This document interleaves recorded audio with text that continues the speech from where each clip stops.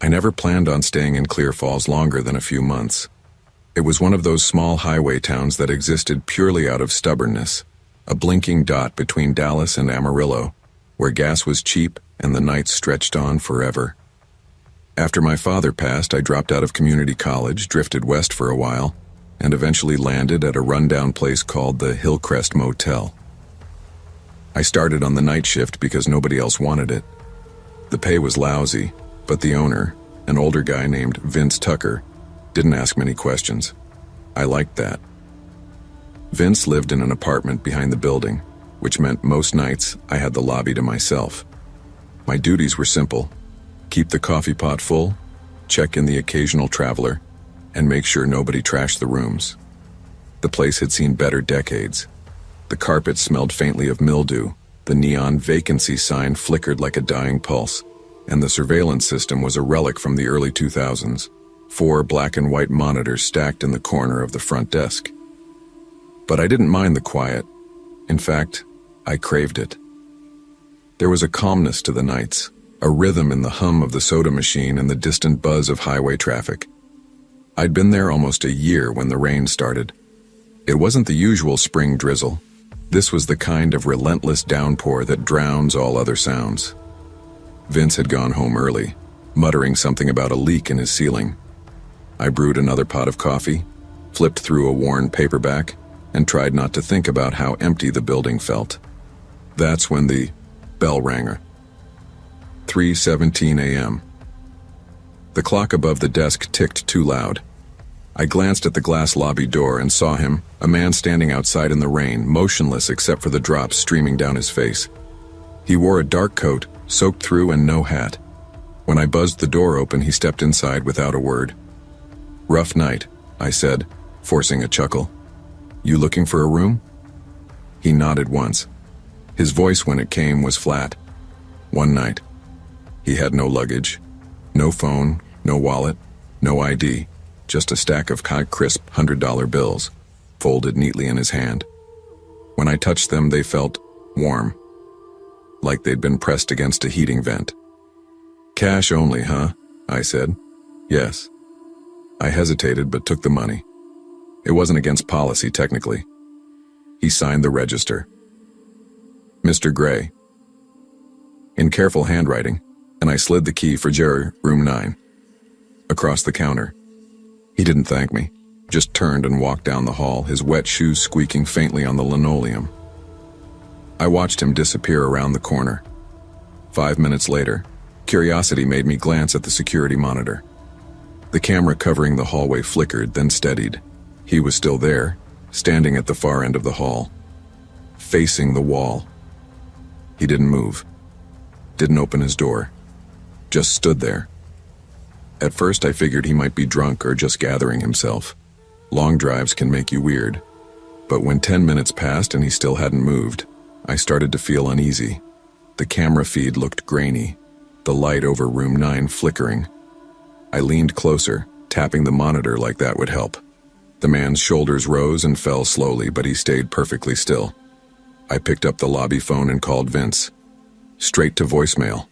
I cursed under my breath, grabbed the flashlight, and stepped into the hallway. The rain outside beat against the roof in heavy waves. The air felt colder than it should have. "Sir?" I called out. "Everything okay?" No answer. The hallway stretched out in front of me, humming with the soft buzz of fluorescent lights. Water dripped somewhere near the vending machine. When I reached the corner, my heart thudded once, hard. The hall was empty. Room 9's door was closed. No footprints, no damp trail. I turned the handle. It opened easily. Inside, the room looked untouched. The bed was made, sheets crisp and clean. The air smelled faintly of lemon cleaner. On the dresser sat the Aikido, right where I'd expected after checkout. I backed out slowly, more confused than scared. Back in the lobby, I checked the monitor again. Nothing. The hallway was still. When I flipped open the register to double-check his info, the name Mr. Gray was gone.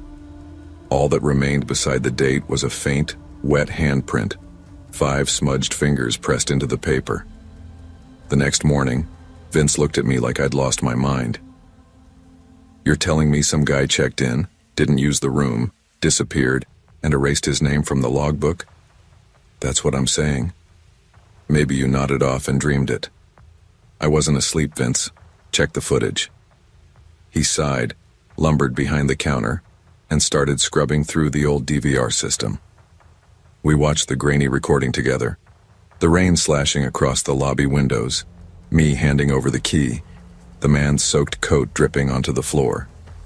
Then static. The feed jumped to a later timestamp, 3:30 a.m., hallway empty. Vince frowned. "Hard drive must have glitched." "Or something else," I muttered. "Listen, you've been working nights too long. Take tomorrow off, clear your head." I didn't argue.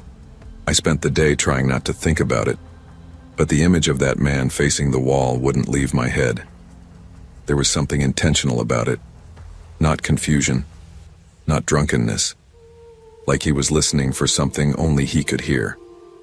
The next night, the rain came again. Same hour, same heavy rhythm. I sat behind the desk staring at the monitors, half hoping he'd return, half praying he wouldn't. At exactly 3:17 a.m., the bell rang. My stomach dropped. I turned toward the door. Nobody there. The automatic door sensor blinked red once and went dark.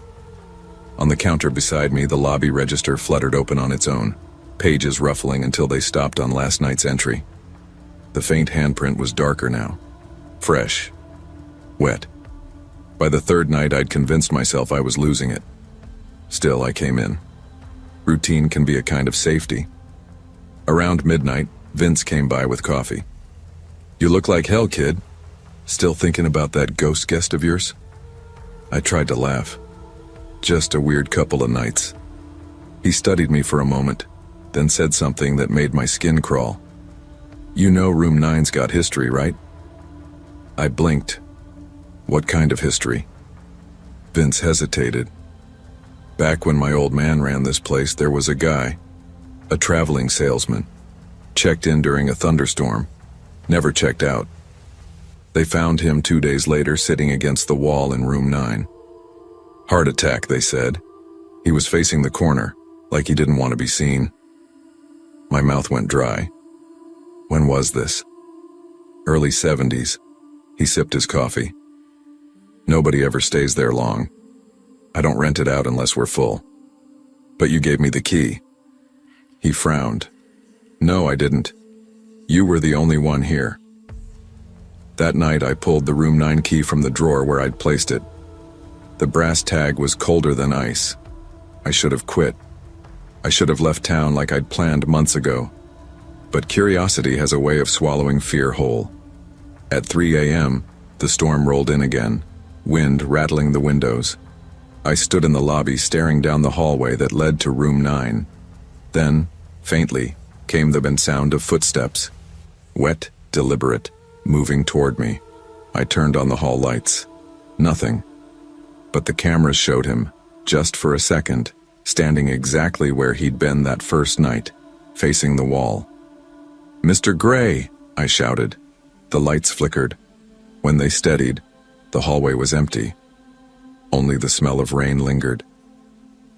I went to Room 9 one last time. The door creaked open on its own. Inside, the room looked newer somehow, like it belonged to another decade. On the bed sat the register open to a blank page. Without thinking, I picked up the pen. Before I could stop myself, I was writing a name that wasn't mine. When I looked down, the ink bled into water, letters dissolving into a faint handprint. The rain stopped. I left the Hillcrest Motel before sunrise, drove until the highway turned purple with dawn. I never went back, and I never took another night job. But sometimes, when storms roll across the plains, I still hear the echo of a bell at 3:17 a.m., and the soft rustle of pages turning in the dark. Fear often begins where curiosity refuses to stop. Some doors stay closed for a reason, and not every mystery demands an answer. Peace comes not from knowing what we saw in the dark, but from accepting that some nights we're better off letting the rain keep its secrets.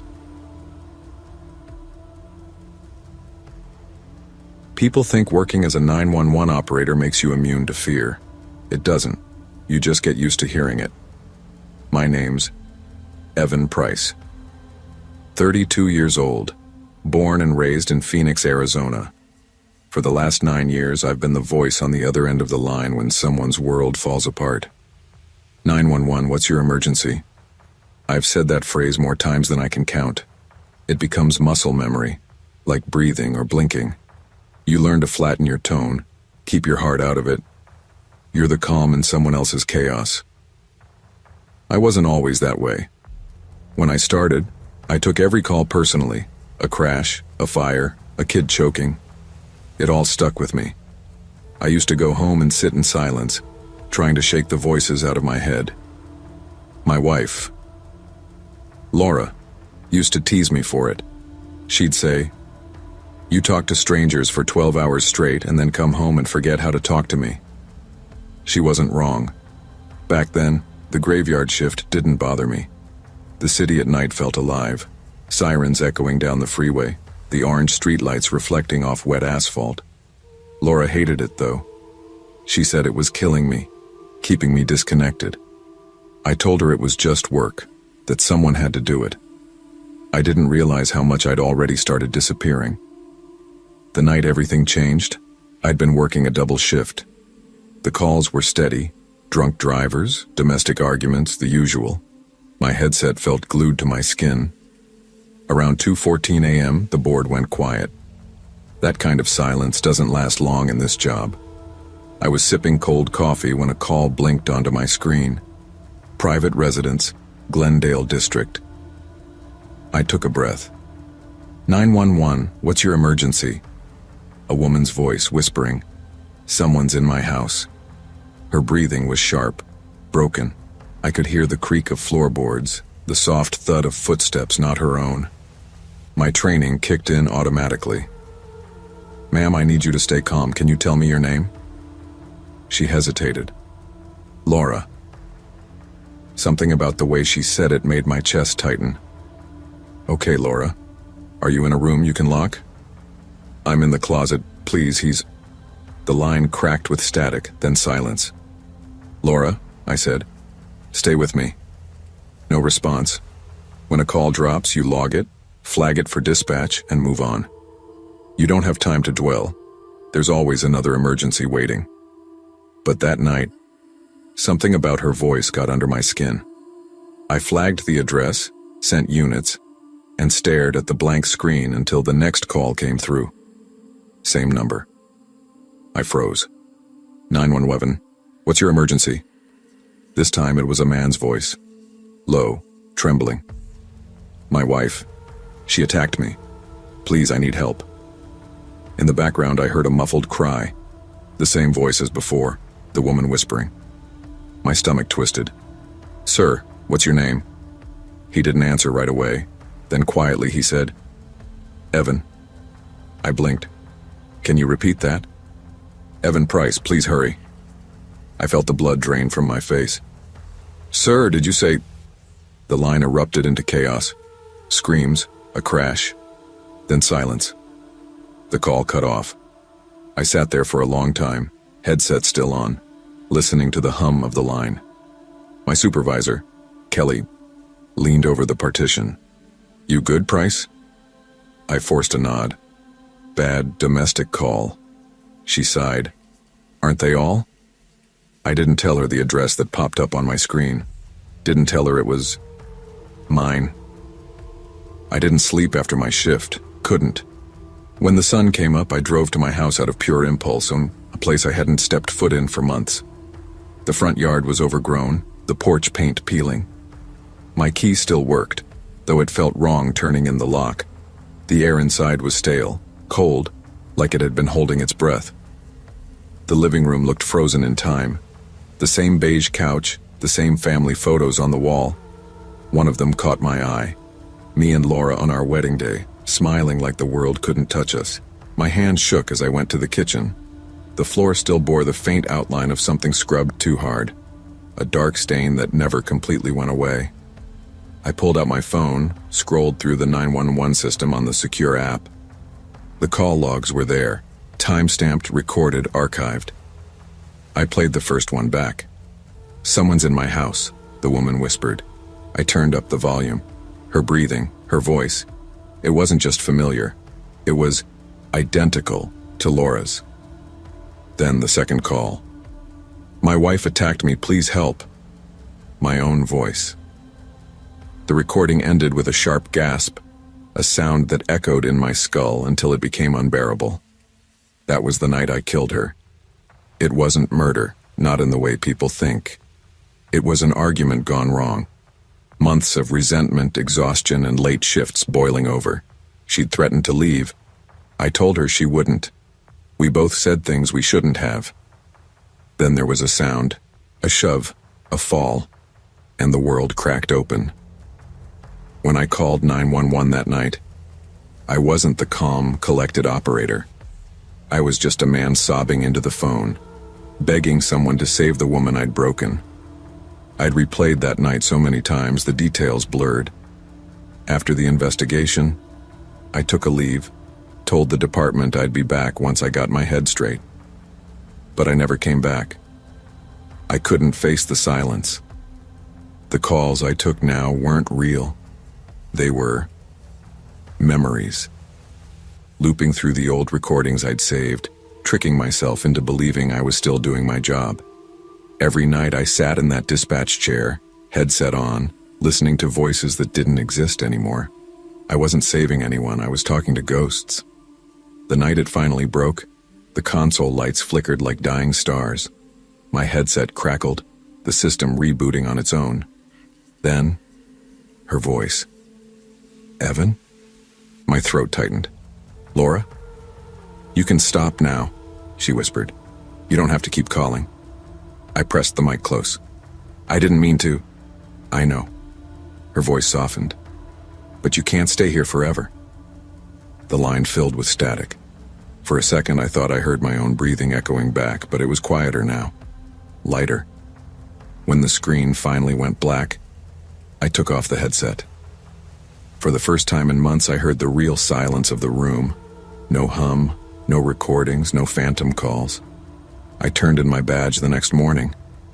Kelly didn't ask questions. She just nodded, like she understood. Some nights I still wake up hearing the phone ring, but I don't answer. Some ghosts don't want saving. They just want to be remembered. Guilt is the cruelest echo. It repeats until you choose to forgive yourself. We can't rewrite the calls we've already made, but we can choose when to hang up. Healing begins the moment we stop trying to save the past and start answering the present. I never expected hosting the graveyard shift at WQRS, a small-town radio station tucked in the heart of my hometown, to be thrilling. After college, I needed work, and nights were the only hours they could offer someone inexperienced. The first month felt like a long, quiet meditation punctuated only by the hum of the control board, the faint static of dead air, and my own voice narrating weather reports, song intros, and occasional PSA reminders about lost pets. The station was a single-story brick building, modest and worn, surrounded by parking lots that echoed every footstep I made. Inside, the studio smelled of old carpet, coffee, and the faint tang of electronics. The control room was a small glass booth with a view of the DJ desk, cassette racks, and the dim glow of blinking equipment. I liked it. It was safe, predictable. I could sip cheap coffee, scroll my phone, and occasionally hum along to the songs I queued up. The only complication was the phone lines. Callers were rare, especially after midnight. When someone did call, it was usually to request a song, complain about static, or ask what time the news would air. Easy, manageable. And then, around 2:13 a.m. on an unusually quiet Tuesday, the lines lit up. All of them. Every single line on the console started flashing, the red lights stabbing against the dim room. I froze, my coffee sloshing in its styrofoam cup. I hadn't announced a call-in segment. I answered the first line. Silence. Then, my own voice.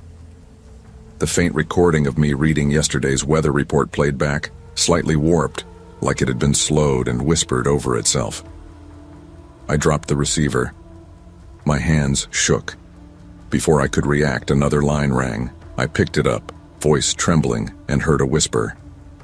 "Don't go to the window." I laughed nervously, trying to mask the tremor in my chest. "Okay, funny," I muttered. "Prank call, very funny." But something inside me tightened. Fear, that slow, creeping dread, spread along my spine. I glanced toward the studio window. The glass reflected the dim glow of the control board, and for a moment I thought I saw someone pressed against the outside. Completely still. The reflection showed only a shadowy figure. I turned toward the window, heart hammering, and nothing. The parking lot was empty. I tried to calm myself. Maybe a trick of the reflection, maybe fatigue. But then my mic, which I thought I had muted, came alive. The whisper returned. Too late. The rest of the night was a haze of terror and denial. Every time I tried to focus on the controls, my eyes darted back to the studio window. I called the building's maintenance line. No answer. The street outside remained empty, save for the occasional streetlight flicker. I tried to rationalize. Maybe it was feedback from the console, a ghost in the wiring, maybe a prank by a coworker. But even those explanations felt thin against the raw unease curling in my gut. I replayed the weather recording on the computer. The voice was mine, yes, but subtly off. The pitch was lower, the rhythm slightly lagged, and between words, I thought I could hear a faint echo, like someone breathing behind me. Hours passed slowly. I barely touched the playlists. My coffee went cold. The blinking lights on the phone lines tormented me, each one a potential portal to the same whisper. Don't go to the window. I tried talking out loud to remind myself I wasn't alone. Mark, you're fine, you're safe. The station's empty. It's just lines and wires. Just a recording. My own voice sounded weak, almost distant. Then came the knocking. Soft, deliberate, against the studio window. My heart skipped. I stayed frozen in my chair, eyes fixed on the reflection. The figure wasn't moving. I couldn't see a face. Just dark, still, and pressing closer. I picked up a flashlight from under the desk. Every step toward the window was careful, deliberate. I shone it outside. Empty. Nothing. The parking lot stretched in muted shadows. No cars, no people. And yet, when I turned back to the control board, the lights on the phone lines flared again. The whisper. Too late. I realized I wasn't imagining the sound. It was real. It came through the equipment, echoing as if the station itself had become a speaker for someone, or something, that knew my every movement. I decided to investigate. I dug into the station's archives late that morning, contacting the owner and looking up old reports. WQRS had been around for decades. In the early 80s, the station had an accident. The overnight DJ had reportedly vanished during a night shift.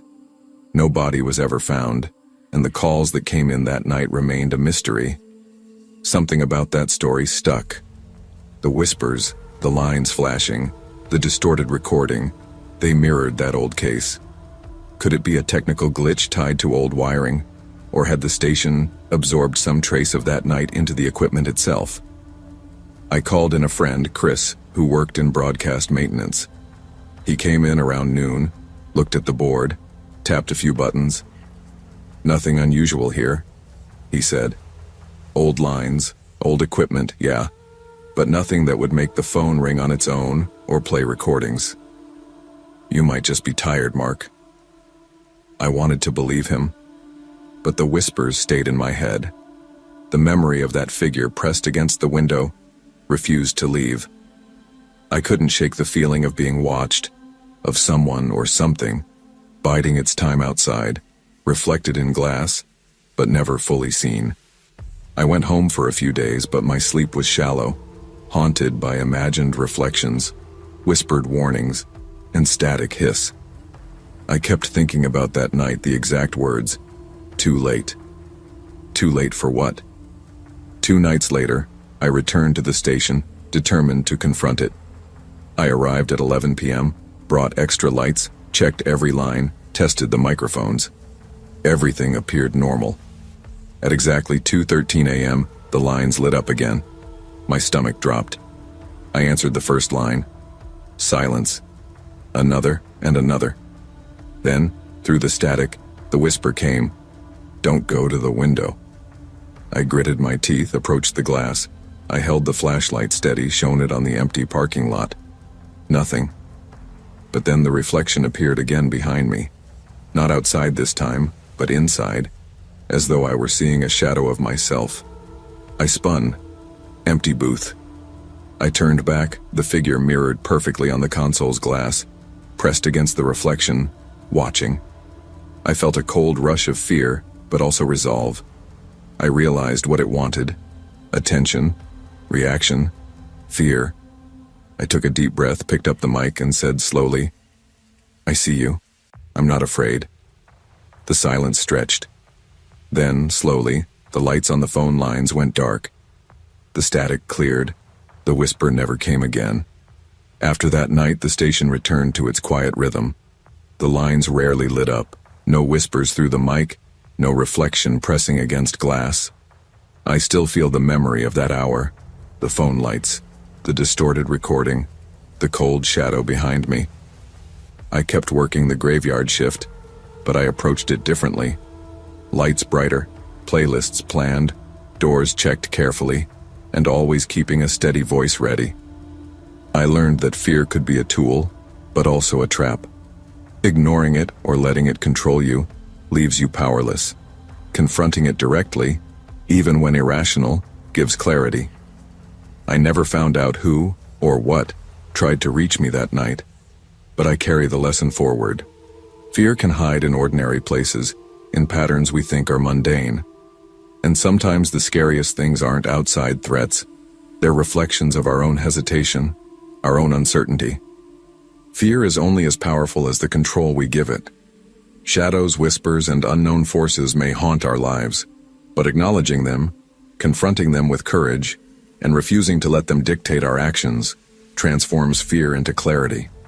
Often, the only way to break a cycle of terror is to face it head-on, with a steady hand and an unshaken voice. I'd been working the graveyard shift at a 24-hour gas station outside Austin for almost 6 months. It wasn't glamorous, just neon lights, the occasional smell of burnt coffee, and the hum of trucks rolling down the highway. But it paid rent. Most nights, it was quiet enough to read or zone out behind the counter. Other nights, weird things happened. You get used to the oddities after a while, the teenagers trying to buy cigarettes with fake IDs, truckers napping in their rigs, the occasional drunk wandering the pumps. But some nights made you question everything. Jay, my coworker, was 22, always grinning like the world owed him a joke.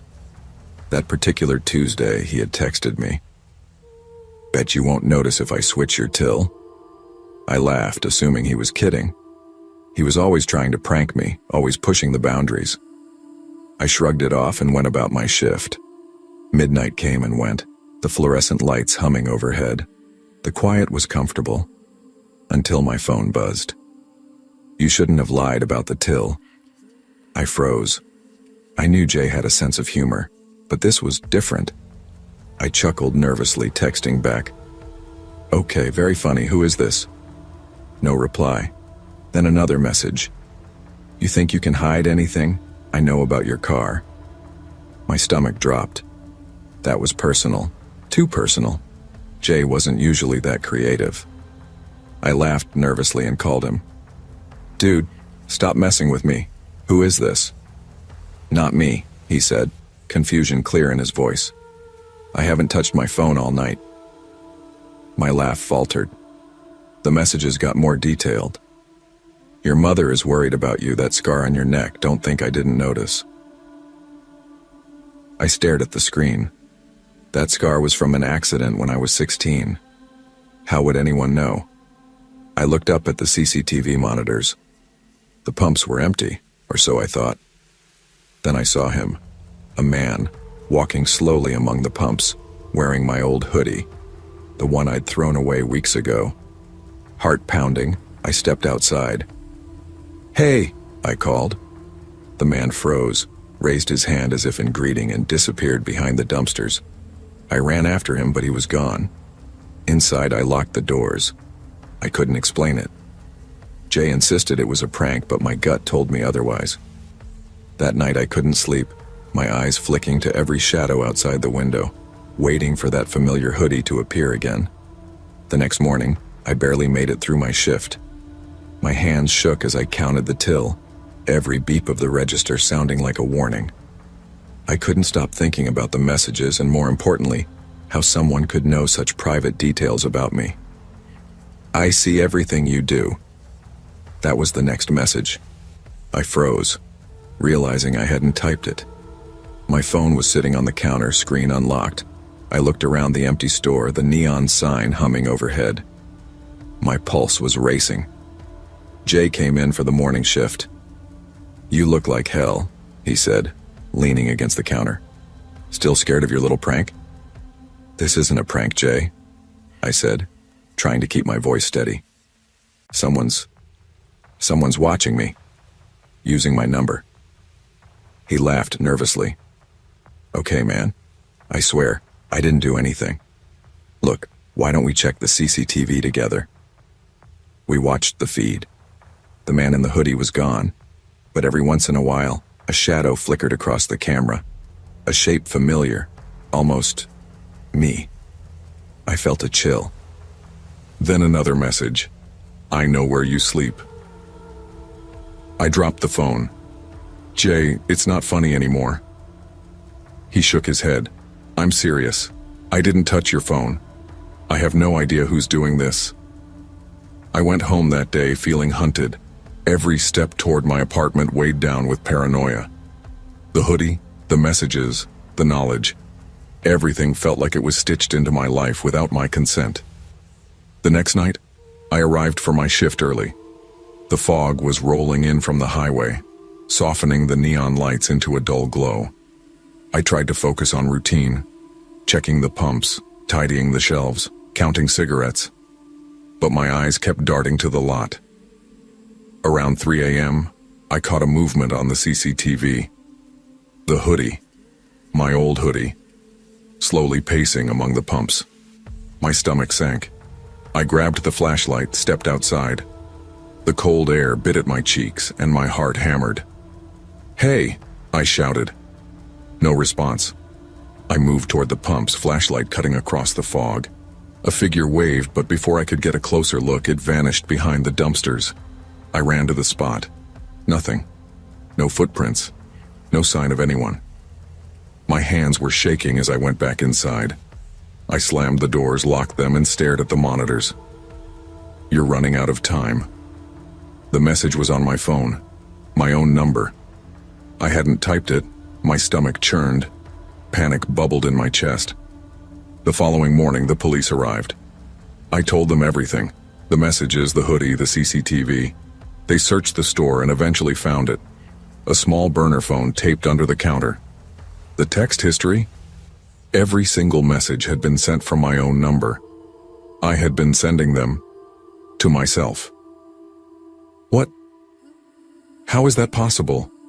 I asked the officer, feeling like I was losing my mind. "It's called a spoofed number," he said. "Someone can make it look like a message comes from you, but this is advanced, and someone knew you intimately." I nodded numbly. I realized then that all the fear, all the dread, the hoodie, the vanishing figure, it had been manufactured to feel personal. But by whom? And why? Jay shook his head. "I didn't touch your phone, I swear. I didn't even know about this until you told me." I didn't argue. At that moment, reality itself felt unreliable. I didn't know who to trust. Not my eyes, not my phone, not even my own memory. After that, I never fully recovered the sense of normalcy. I installed new locks, changed my routines, even stopped using my phone at work. Every shift felt like a test. One false move, one misplaced glance, and the past could repeat itself. I still see shadows sometimes, a familiar hoodie flitting across the lot, but I don't chase it anymore. I've learned that fear can be manufactured, that paranoia can be exploited, and that reality is sometimes stranger than fiction. The gas station still hums at night. Trucks pull in, teenagers sneak smokes, and the neon sign flickers like nothing ever happened. But I carry that night with me. A reminder that sometimes the scariest things aren't strangers. They're reflections of yourself. Fear can be manipulated, and the mind is powerful enough to turn its own memories against itself. Always question what feels real, but never forget that sometimes the greatest threats come not from outside, but from within. Awareness, caution, and trust in your instincts are your strongest defenses. I never planned to work graveyard security at a hospital, but life had a way of nudging me into strange jobs when nothing else seemed steady. A few months after college, I found myself in Greensboro, North Carolina, trying to keep my bills paid and my head above water. The regional hospital near my apartment offered a night shift security position, mostly because no one else wanted to sit alone in a building where lights hummed too bright and hallways smelled faintly of antiseptic mixed with something that didn't belong, like flowers that had gone rotten. The first few weeks were easy, almost boring. I would make rounds, check doors, verify alarms, and occasionally escort a late-night visitor or nurse through the empty wings. The psychiatric ward in particular was eerie after midnight. Most nights it stayed empty, lights off, a faint hum from the vending machines, a distant TV somewhere in the building. It felt like stepping into a vacuum. I liked it, though. Quiet suited me. I could think without interruptions, sip my lukewarm coffee, and scroll through news feeds until dawn. I told myself it was safe. Hospitals were supposed to be orderly places. Rules were followed. Doors stayed locked. Alarms worked. Until the night of the elevator. It started with the flickering of a camera feed in the basement. Around 2:40 a.m., I noticed something odd. One of the cameras covering the elevator lobby in the old psychiatric wing sputtered like static electricity, and then a figure appeared on screen, a woman in a hospital gown, standing motionless in front of the elevator doors. At first I thought it was a glitch, a reflection, a trick of the grainy feed, but the section was locked for renovations. No staff should have been there. I called it in over the radio. "Maintenance?" I said, voice echoing against the empty halls. "You have someone in the psychiatric wing elevator? It's supposed to be locked." Static was the only reply. Curiosity and caution nudged me down the stairs. The hallway smelled sharp, antiseptic biting at the back of my throat. Beneath it, there was a faint sweetness like old flowers someone had left in a vase months ago. My boots echoed against the linoleum. I flicked the flashlight over the elevator doors. Nothing. Empty. Then, the elevator dinged. Behind me. I spun. The doors slid open slowly. And there she was, smiling faintly, holding a name tag. My name. My heart hammered. My first thought was that someone had a sense of humor, or worse, meant to scare me. "Hey, whoa, you're not supposed to be here," I managed, trying to keep my voice steady. The woman didn't respond. She only smiled, tilting her head like she was studying me. Her gown was frayed at the edges, and the hospital ID glinted in the harsh fluorescent light. My name stared back at me. Maybe you got the wrong floor?" I said, stepping closer, hand hovering near my radio. She didn't move, didn't speak, just looked at me, and a cold weight settled in my stomach. I backed up, keeping the flashlight on her. "I'm security. You need to leave. Now." Still nothing. Just that faint, almost patient smile. "Look, I don't want to call this in as a prank or anything," I stammered, my voice quivering more than I liked. "But if you don't leave, I will." She finally moved. Just one step. The elevator door closed behind her slowly, the ding echoing like a bell in the empty basement. I heard nothing else. No footsteps, no door sliding, just the soft hum of the building's air system. I radioed the front desk. "Did you see this on the camera?"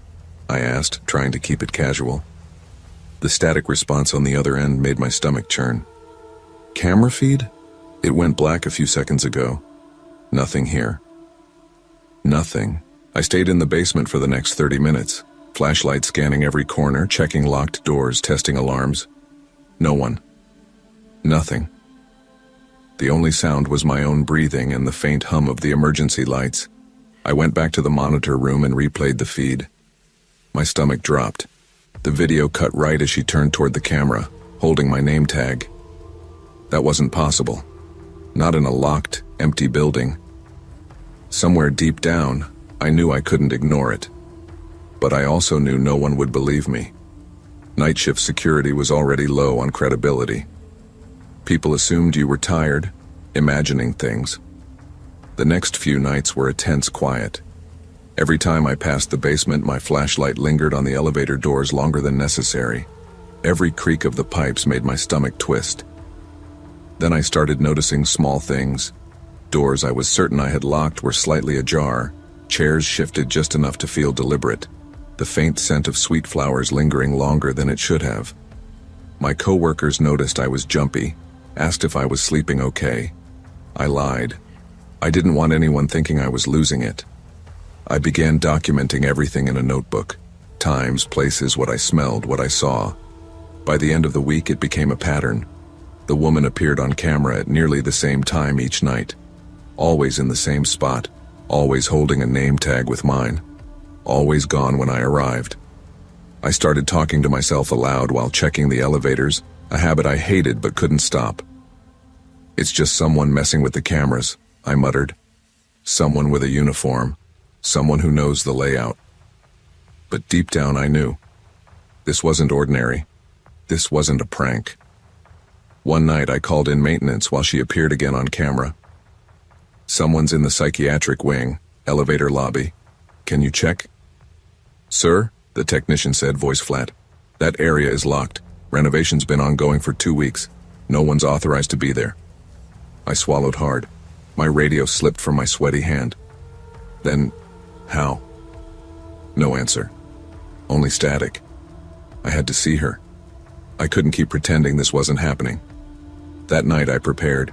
Flashlight, radio, keys, even a small baton for my security kit. I told myself I'd handle it calmly, rationally, professionally.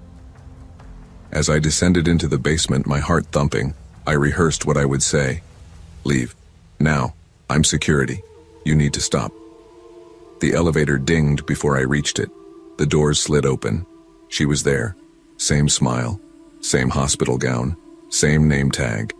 Only now, her eyes were different, harder, sharper, like she had been waiting for me.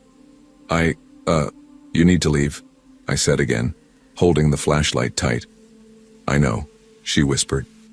Her voice was soft but carried through the basement, resonating in a way that made the hair on my arms stand.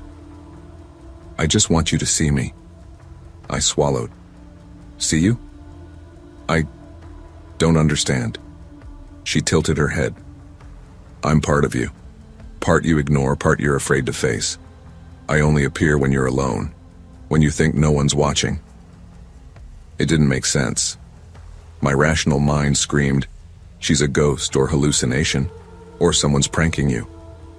I stopped. She stepped closer. The flashlight flickered, the smell of old flowers stronger. Then she vanished. This time I heard the elevator close behind me. No ding, no hum, nothing. Just silence. Days passed. I couldn't stop thinking about her. Every time I walked the halls, every time I checked cameras, every time I thought about the smell of sweet flowers in antiseptic air, I felt her presence. I realized I had two choices: keep running from what I didn't understand, or accept it and move forward. Night shift security had already taught me that fear was part of the job, but letting it control me meant losing myself. I started documenting my experiences, writing down patterns, smells, times, movements, anything that might help explain it rationally. Eventually, I stopped fearing her. Instead, I began thinking about what she represented, the parts of life and work we ignore, the fears that sit in the background until something forces us to confront them. I never saw her again. The hospital basement returned to its empty, antiseptic quiet. But I carry the memory of that night with me. Reminder that fear, like the unknown, is always waiting. How we respond matters. Fear is a signal, not a sentence.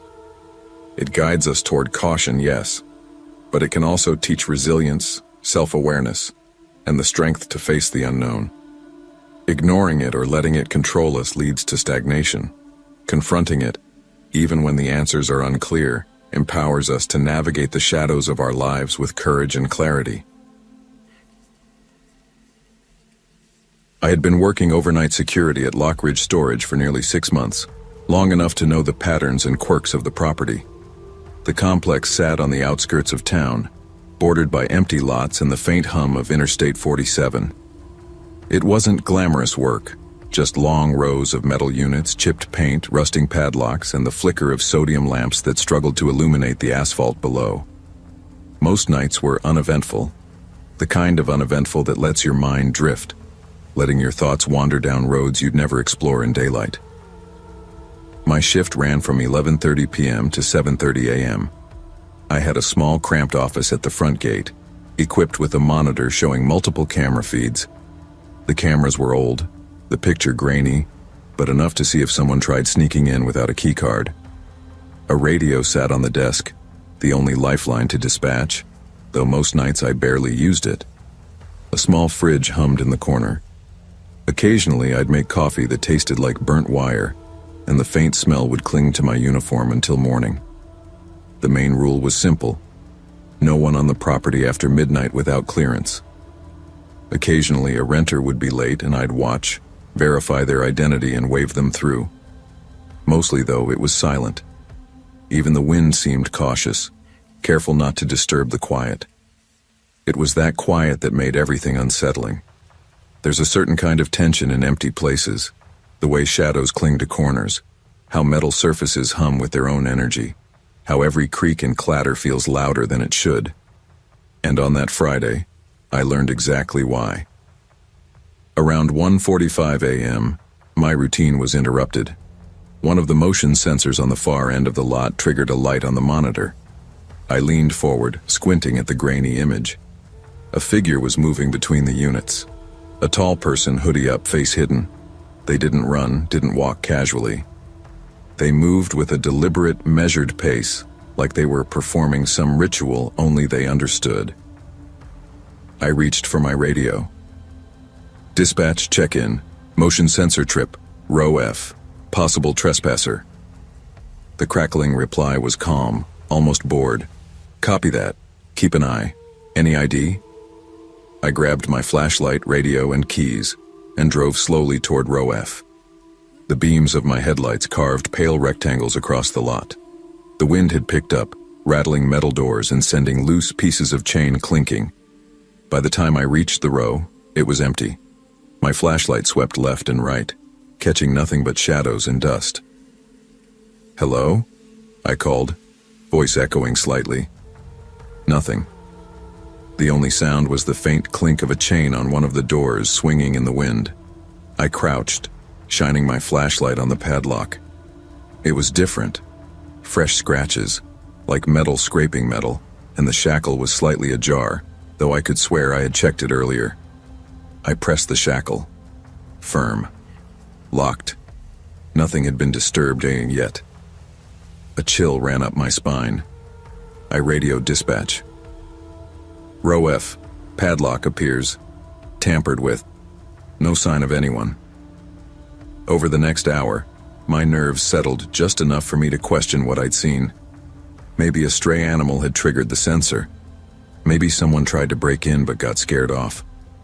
I walked the rows again, flashlight in hand, checking doors, listening for any unusual sound. That's when I noticed them. Footprints in the dust. Fresh. Human-sized. Leading to the far corner of the lot. My stomach clenched. The footprints circled around several units and then stopped. There was no continuation into the street, no vehicle, no escape route, only empty asphalt and my echoing flashlight beam. I crouched and traced one print with my boot. The impression was deep, like someone carrying weight. I radioed dispatch again. Footprints found at row G, circle pattern. No exit visible. Standing by. The reply was short. You sure you're not tired, security? It's late. I ignored the tone. Tired or not, I wasn't imagining this. There was something deliberate about the tracks, like whoever made them wanted me to find them. And then I heard it. A whisper. Almost beneath the wind. Soft. Distinct. Don't. My pulse spiked. I spun, flashlight slicing the darkness. Nothing. The lot was empty. By now sweat was rolling down my neck. I moved toward the office to review camera footage, hoping it would rationalize things. The feed from row F, static, grainy. Then just for a second, a shadow flickered between units. Hoodie, tall. The figure didn't run. It just paused, turned, and vanished. I did one last round, checking every unit in row F and G. Nothing. Doors intact, chains clinking in the wind. The lot was silent except for the hum of the main gate motor. Back in the office, I reviewed the monitor again. That's when I noticed the anomaly. The feed wasn't showing real-time movement. I could see my flashlight reflection bouncing across the unit doors, but the shadow figure wasn't following patterns of light like a normal trespasser would. It seemed aware of the cameras. Waiting. I checked the office window. Empty lot. Dust and faint tire tracks from an earlier delivery. I told myself to calm down. Tired. Wind. Imagination, I muttered. Then the padlock caught my eye again. Row F, Unit 12. Fresh scratches. Shackle slightly open. My flashlight beam caught the glint. I walked over slowly, radioing dispatch one last time. Unit 12, tampered padlock. I'm checking it. The second I touched it, a cold gust of wind swept past, rattling doors and chains. Footsteps behind me. I spun. Empty. My radio crackled, static whispering in my ear. Too late. I didn't wait. I ran back to the office, locked the door, and sat there shaking until sunrise, listening to the hum of the gate motor. By morning, the lot seemed normal again. No footprints. Padlock fully secured. Cameras showing nothing but empty asphalt. Dispatch called it a prank or a hallucination induced by exhaustion. I didn't argue, but I knew what I saw. The deliberate movement, the whisper, the padlock. I couldn't explain it rationally. Some nights, empty places carry their own weight. They hold memory, intention, and presence that doesn't belong to any living thing. I stayed on the night shift for a few more months, never again leaving the office without a flashlight and keeping the radio close. I learned to trust my instincts, to respect the quiet, and never assume that empty meant safe. The storage lot is just metal and asphalt. But after midnight, it can feel like it remembers you, and sometimes that memory is watching. Even the most ordinary places can harbor unseen dangers.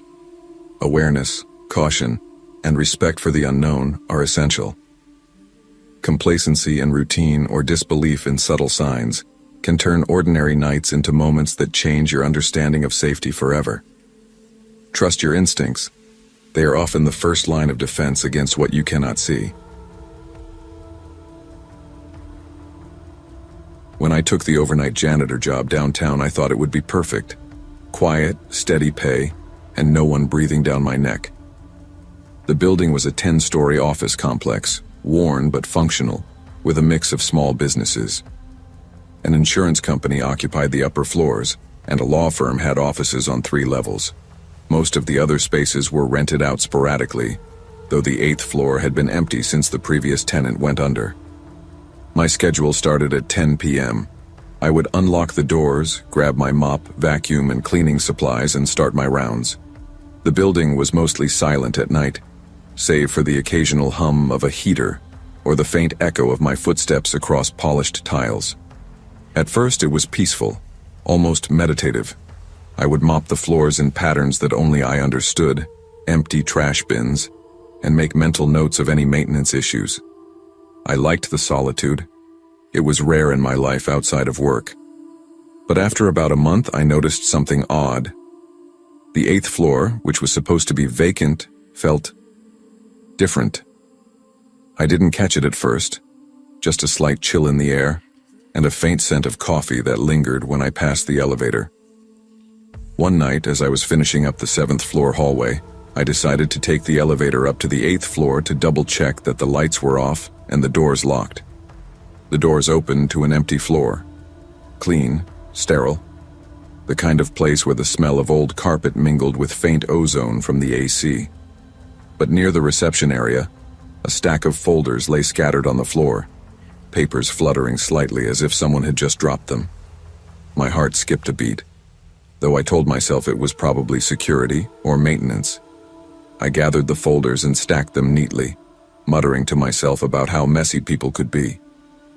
The next night, the papers were gone, but something new had appeared.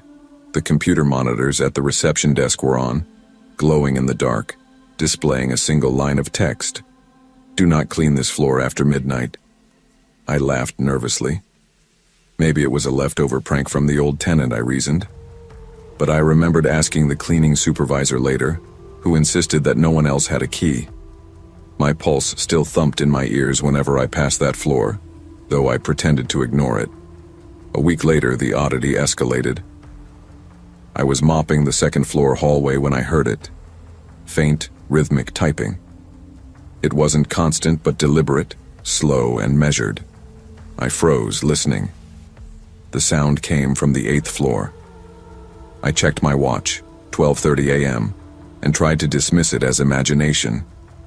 But curiosity, and maybe the lingering tension from the messages, made me take the elevator up. The floor was empty. No one, no movement, no sign of recent activity except the faint hum of the computers still on standby. The air was cold enough to see my breath, even though the thermostat read 72. I felt my skin prickle. That's when I noticed the office door slightly ajar. Inside, a coffee mug steamed faintly on a desk, and next to it lay a name badge. R. Delaney. The name nagged at me. Later, I asked the building manager about it. He stared at me for a long moment before saying, "Delaney died 2 years ago. Heart attack. Right at his desk on 8. After that night, I refused to go up there. I never touched the 8th floor again, but sometimes around 12:15 a.m., when the elevators are locked on the 1st floor, the indicator for 8 time flickers, like someone up there pressed the button themselves. By the 2nd month, the 8th floor had become a constant presence in my thoughts. Every night I tried to avoid it, keeping my rounds strictly to the floors with active tenants. But the air near the elevator shaft seemed different when I passed it. There was a faint hum, almost like a low vibration, that I couldn't identify. One night I was wiping down the 7th floor bathroom sinks when I heard it again. The typing. Slow, deliberate. My stomach tightened, but I decided to investigate. I pressed the elevator button. The doors opened. Nothing. The floor was empty, sterile, silent. I walked down the hallway, shining my flashlight across the desks. No one. But the temperature dropped sharply. My breath hung in front of me, and I realized I could see it even though the HVAC system was on. That's when I noticed a desk chair slowly spinning, not in a push or gust of air, but on its own. I froze. The computer screen at the reception desk flickered, and I thought I saw movement. Something pale, sitting, hunched, typing with speed and precision. I blinked, and it vanished. Only the flickering monitor remained. I called my supervisor the next morning. "Have you had any reports of activity on 8?" I asked. "No," he said. "We've never touched that floor. It's been empty since Delaney left."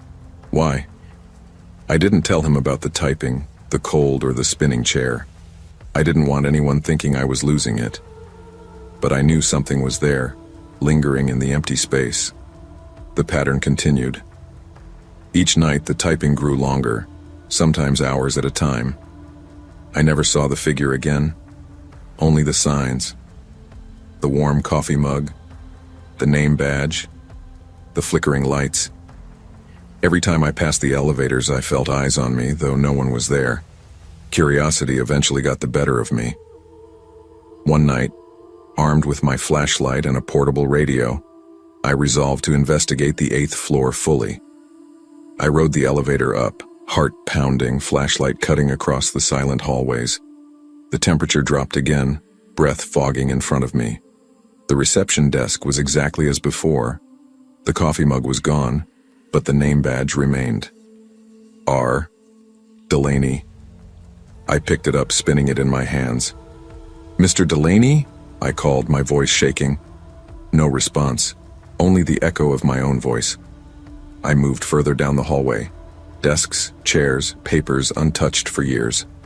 Then at the end, a faint glow came from a partially open door. I approached slowly. The typing sound started again, steady, deliberate. I pressed the door open fully. Empty. But on the computer, a new message flashed. "Why do you disturb me?" My pulse raced. I backed up, nearly dropping my flashlight. I ran down the hall, feeling an invisible weight pressing on me. I pressed the elevator button and got out as fast as I could, doors closing just in time.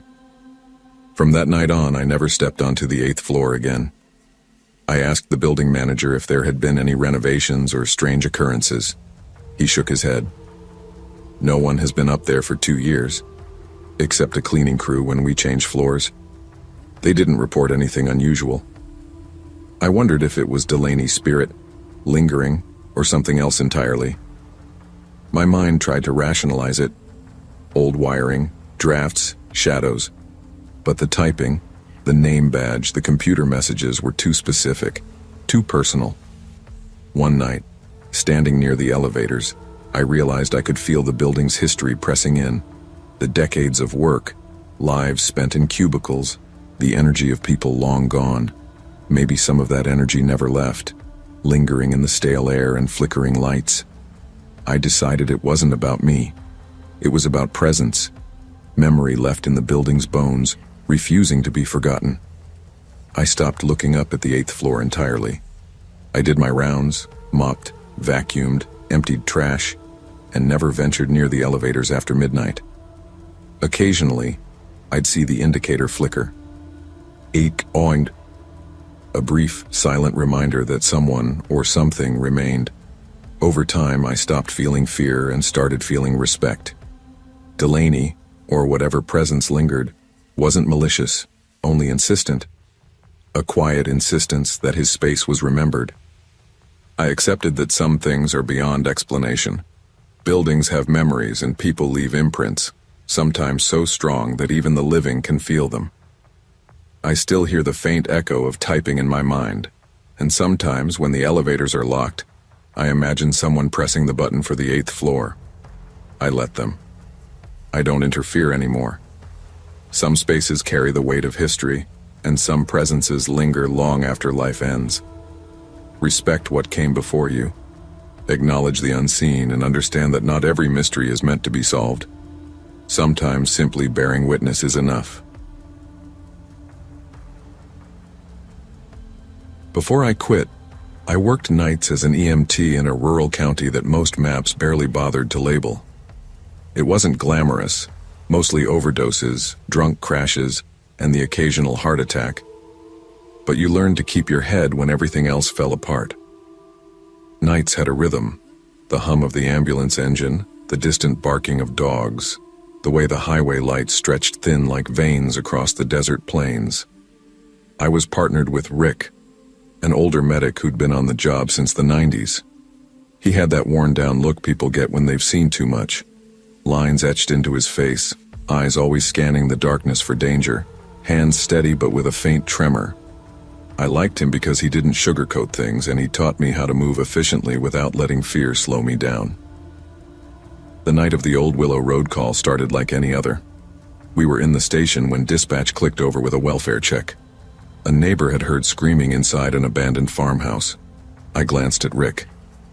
"Sounds like a prank," I said. "Or worse," he replied, lighting a cigarette despite the no smoking signs plastered everywhere.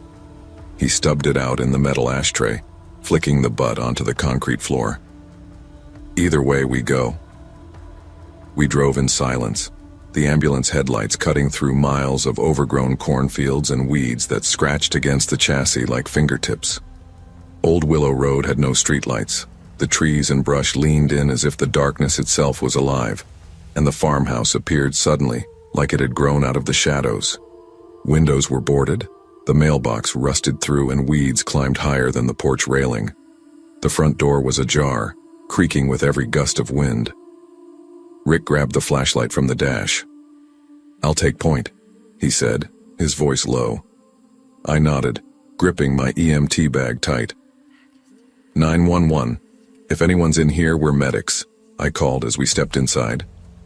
The air was thick, stale, and carried the scent of rot and mildew. The floorboards groaned under our weight, echoing in the empty hallways. The walls were scarred with deep scratches, long jagged lines clawed into the plaster. My stomach turned. Jesus, what did this place see? Rick didn't answer.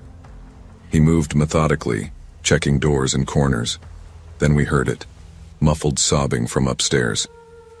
"Up there," Rick whispered, nodding toward the staircase. I followed him, the flashlight beam bouncing off peeling wallpaper and broken furniture. At the top was a small room, a single chair facing the corner. A woman sat there, rocking slightly, whispering the same phrase over and over. He said help was coming. Her wrists were bound with coarse rope, and bruises marked her arms. She didn't flinch when we entered. "Ma'am, I'm Rick. I'm here to help," he said gently. She didn't respond, just repeated the line. I pulled out my stethoscope and began checking her vitals, trying to focus on something measurable, something real. That's when Rick froze, staring at the window. "There's someone outside," he said. I swung the flashlight toward the yard. Nothing. Not a shadow, not a figure. Just the wind, bending the tall grass like waves on a black ocean. The hair on the back of my neck prickled. We loaded her onto the stretcher and into the ambulance. The farmhouse faded behind us, swallowed by the night. But she started screaming halfway down the road. "Turn around, you left him behind." I gritted my teeth. "Who, ma'am? Who did we leave?" "The man. The one who told me you'd come." Rick didn't say a word the rest of the drive. I kept glancing at him, but he just stared straight ahead, pale and tight-lipped. We dropped her at the county hospital's ER. Doctors and nurses swarmed, checking her injuries, talking in rapid-fire medical jargon. She didn't stop shaking, and I couldn't shake the feeling that someone or something was still following us. Back at the station, Rick sat in silence, rubbing his face with both hands. I grabbed a coffee, staring out at the dark lot. "Rick, you okay?" I asked. He didn't look at me. "I've been on nights for 27 years, he said slowly. "I've seen suicides, car wrecks, overdoses, drownings, but I've never felt that." "What do you mean?" "That farmhouse, that girl. I swear I saw someone in the yard, someone watching us." He shook his head. "And the scratches inside. Nothing alive makes marks like that." I tried to argue, but the memory of the woman rocking in that corner, whispering her mantra, made me quiet. For the next few nights, I kept replaying it in my head. The shadows at the window, the whispers, the way Rick went silent in the ambulance. Sleep was a blur of half-remembered nightmares, wind scratching at my bedroom window like claws. 2 nights later, I went back to Old Willow Road alone. I wanted to see the farmhouse, to rationalize what I'd seen. The weeds had grown taller. The boarded windows were more weathered. When I pushed the front door, the creak echoed like a scream. The scratches were still there. And the air, that same stale, oppressive air. I left quickly, but I could have sworn I heard soft sobbing follow me to the road. Rick quit that week. I didn't see him for months after. He just walked in, handed in his uniform, and left, saying only, "Some things are better left buried." I thought he was exaggerating at first. Then months later, I ran into Officer Daniel Zhao, who had been called to the scene that night. "You remember that farmhouse?" he asked, his tone casual but with a trace of unease. "Yes, and why?" "Burned down the next day. Arson, no suspects." He shook his head. "Only weird thing they found, melted metal badge in the ashes. Old paramedics badge from the 90s, no idea whose." I froze. The timing, the badge, the whispers, Rick's warnings, the woman, the figure in the yard, it all collided in my mind. I went home that night and couldn't sleep. I pictured the farmhouse burning, the shadows stretching across the floorboards, the whisper of, "He said help was coming." I tried to put it out of my mind. Night shifts came and went. I worked other calls, overdoses, crashes, heart attacks. But every so often a call would come in that reminded me of Old Willow Road, an abandoned house, a frightened voice, a strange silence in the line before the next dispatcher picked up. One night I went back, not to respond but just to drive past, see if the land had swallowed it whole. The farmhouse was gone. Charred timber, blackened soil.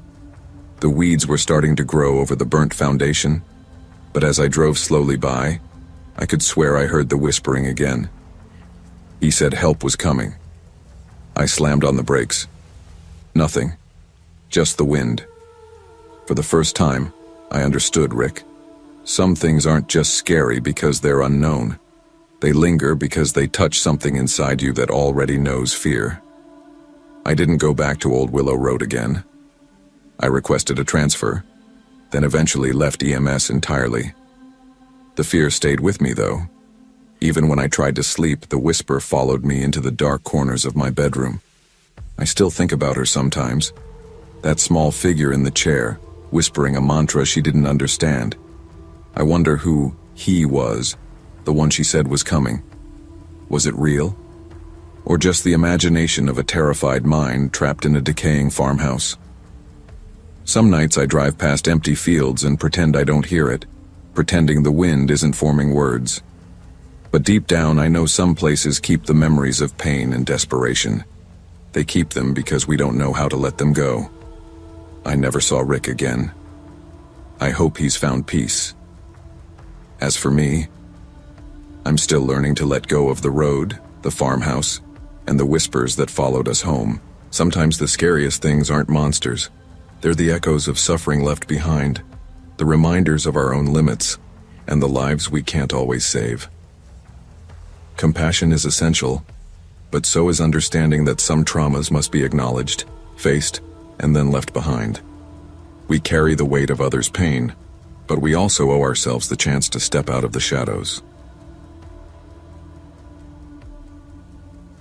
I used to love the quiet, the hum of the fluorescent lights, the soft whir of the automated dispensing cabinets, and the rhythmic beep of IV pumps. Night shifts at a small-town hospital pharmacy suited me perfectly. I was 29, a pharmacist for 7 years, and there was something comforting about knowing the chaos of the hospital would settle around midnight while I worked in my own bubble. The coffee I brewed in the back room was always too strong, the kind that kept my hands steady and my mind sharp. It hadn't always been this way. I grew up in a house where medication meant safety.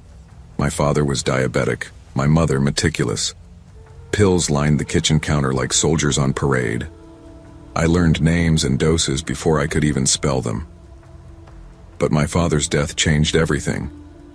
He had overdosed on morphine after an accident, and no one could tell me if it was a mistake, negligence, or intentional. I buried the guilt in school, in pharmacy rotations, in late-night lab exams. I became careful, methodical, maybe even obsessive, because mistakes weren't just mistakes to me, they were lethal. Working in the hospital, I thrived on control. Each order verified, each dose checked and double-checked. My colleagues called me by-the-book Lila because I followed protocols religiously. But lately, the protocols were starting to blur. It began with the medication logs. Morphine orders appeared under my name, doses higher than recommended, and sometimes for patients already marked as deceased. At first I thought it was a clerical error. Someone mistyped the name, a system glitch. But the errors kept multiplying. One night I was restocking the refrigerated meds when I heard it. A faint, uneven knocking from the storage freezer. "Hello?" I called, expecting a delivery or maybe a maintenance worker. The hospital was supposed to be empty. No one answered. The knocking continued. I opened the freezer door, half expecting cold air and nothing more. Inside, lined neatly on the shelves, were pill bottles. Their labels were clear, precise. Names, dosages, dates. My stomach churned when I saw them. One bottle's label matched the date of my father's overdose. My father's face flashed in my mind, the way his hands shook, the resigned look in his eyes. I stepped back, heart hammering. My reflection in the glass door seemed off. It moved slower than I did, like I was dragging through molasses while my image lingered. The fluorescent lights flickered above, casting long shadows. I whispered his name, just a quiet, broken sound. And then I heard it. Soft, low voices.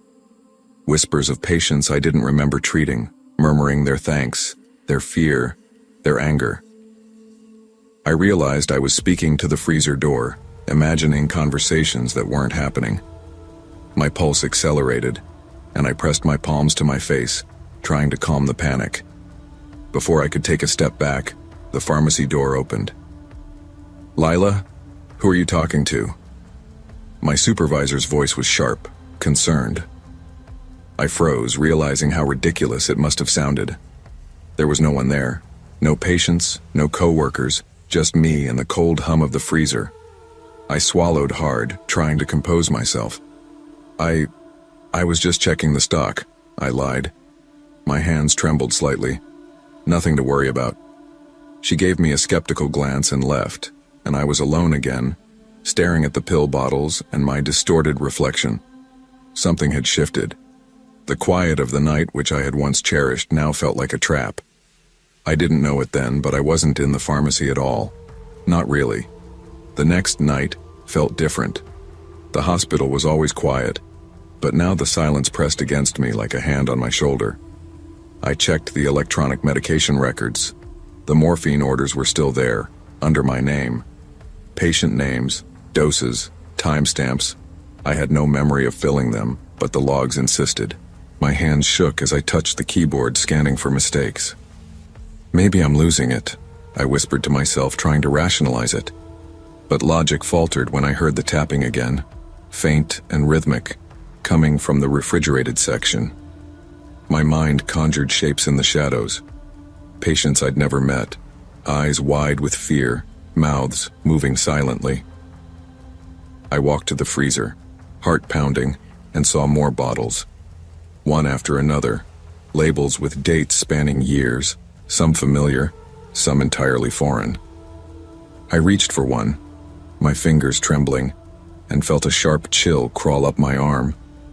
I remembered faces from my training days, the ones who had slipped through my hands, the mistakes I had tried to bury. "Lila."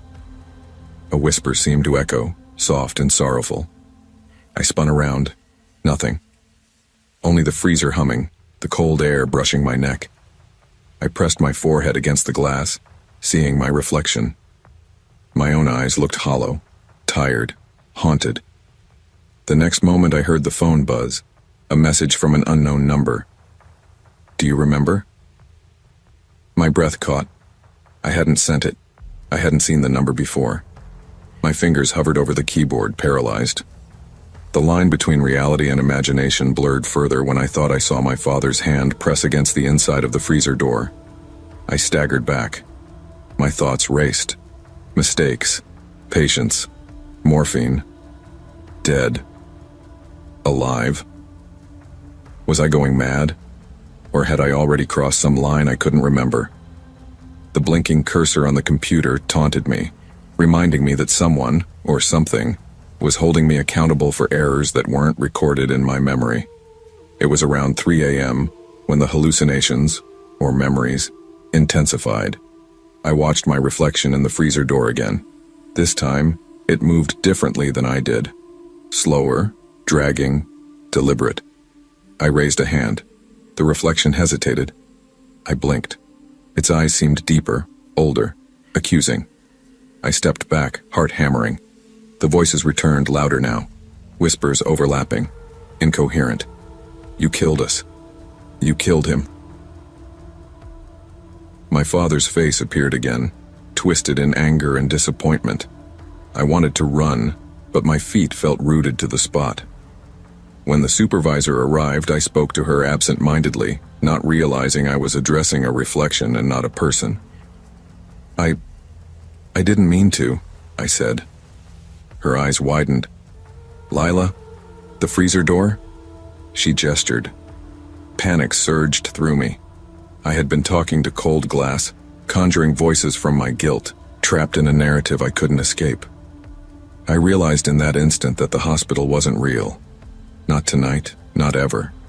My night shift, my pharmacy, the orders, they were a construct, a looping memory created to confront my guilt. It took days for me to understand what was happening. I was in a psychiatric recovery ward. Every night, as part of treatment, I relived my final shift over and over. The logs, the pill bottles, the freezer, they were all designed to force me to face the consequences of the mistake that had triggered my breakdown. I learned to differentiate reality from simulation, to ground myself in the present when the hallucinations became overwhelming. Each night, the whispers grew quieter as I acknowledged my grief and guilt rather than hiding from it. Some nights I still saw my father's face, or a pill bottle with a past date.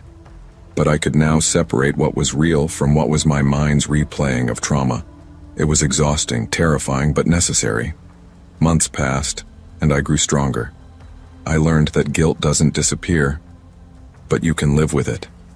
The repeating night shift eventually became a tool rather than a prison. I started keeping journals, recording every hallucination, every whisper, and every memory, which helped me untangle the threads of trauma from reality. The hospital nights still haunt me in flashes, but they no longer control me. I've come to accept that mistakes can define a moment, but not the entirety of a life. Recovery isn't about erasing guilt. It's about acknowledging it, learning from it, and moving forward. I now visit the recovery ward's meditation room nightly, not to relive the trauma, but to honor it. The freezer, the logs, the whispers, they are symbols of lessons learned, not tools of punishment. Guilt can distort reality, trapping the mind in loops of fear and regret. Healing comes not from forgetting mistakes, but from confronting them, accepting responsibility, and finding a way to live with the past without letting it define your future. I've been a highway patrol officer for nearly 10 years, which means I've spent more nights alone on asphalt than in my own bed. Route 46 is one of those roads you learn to respect fast.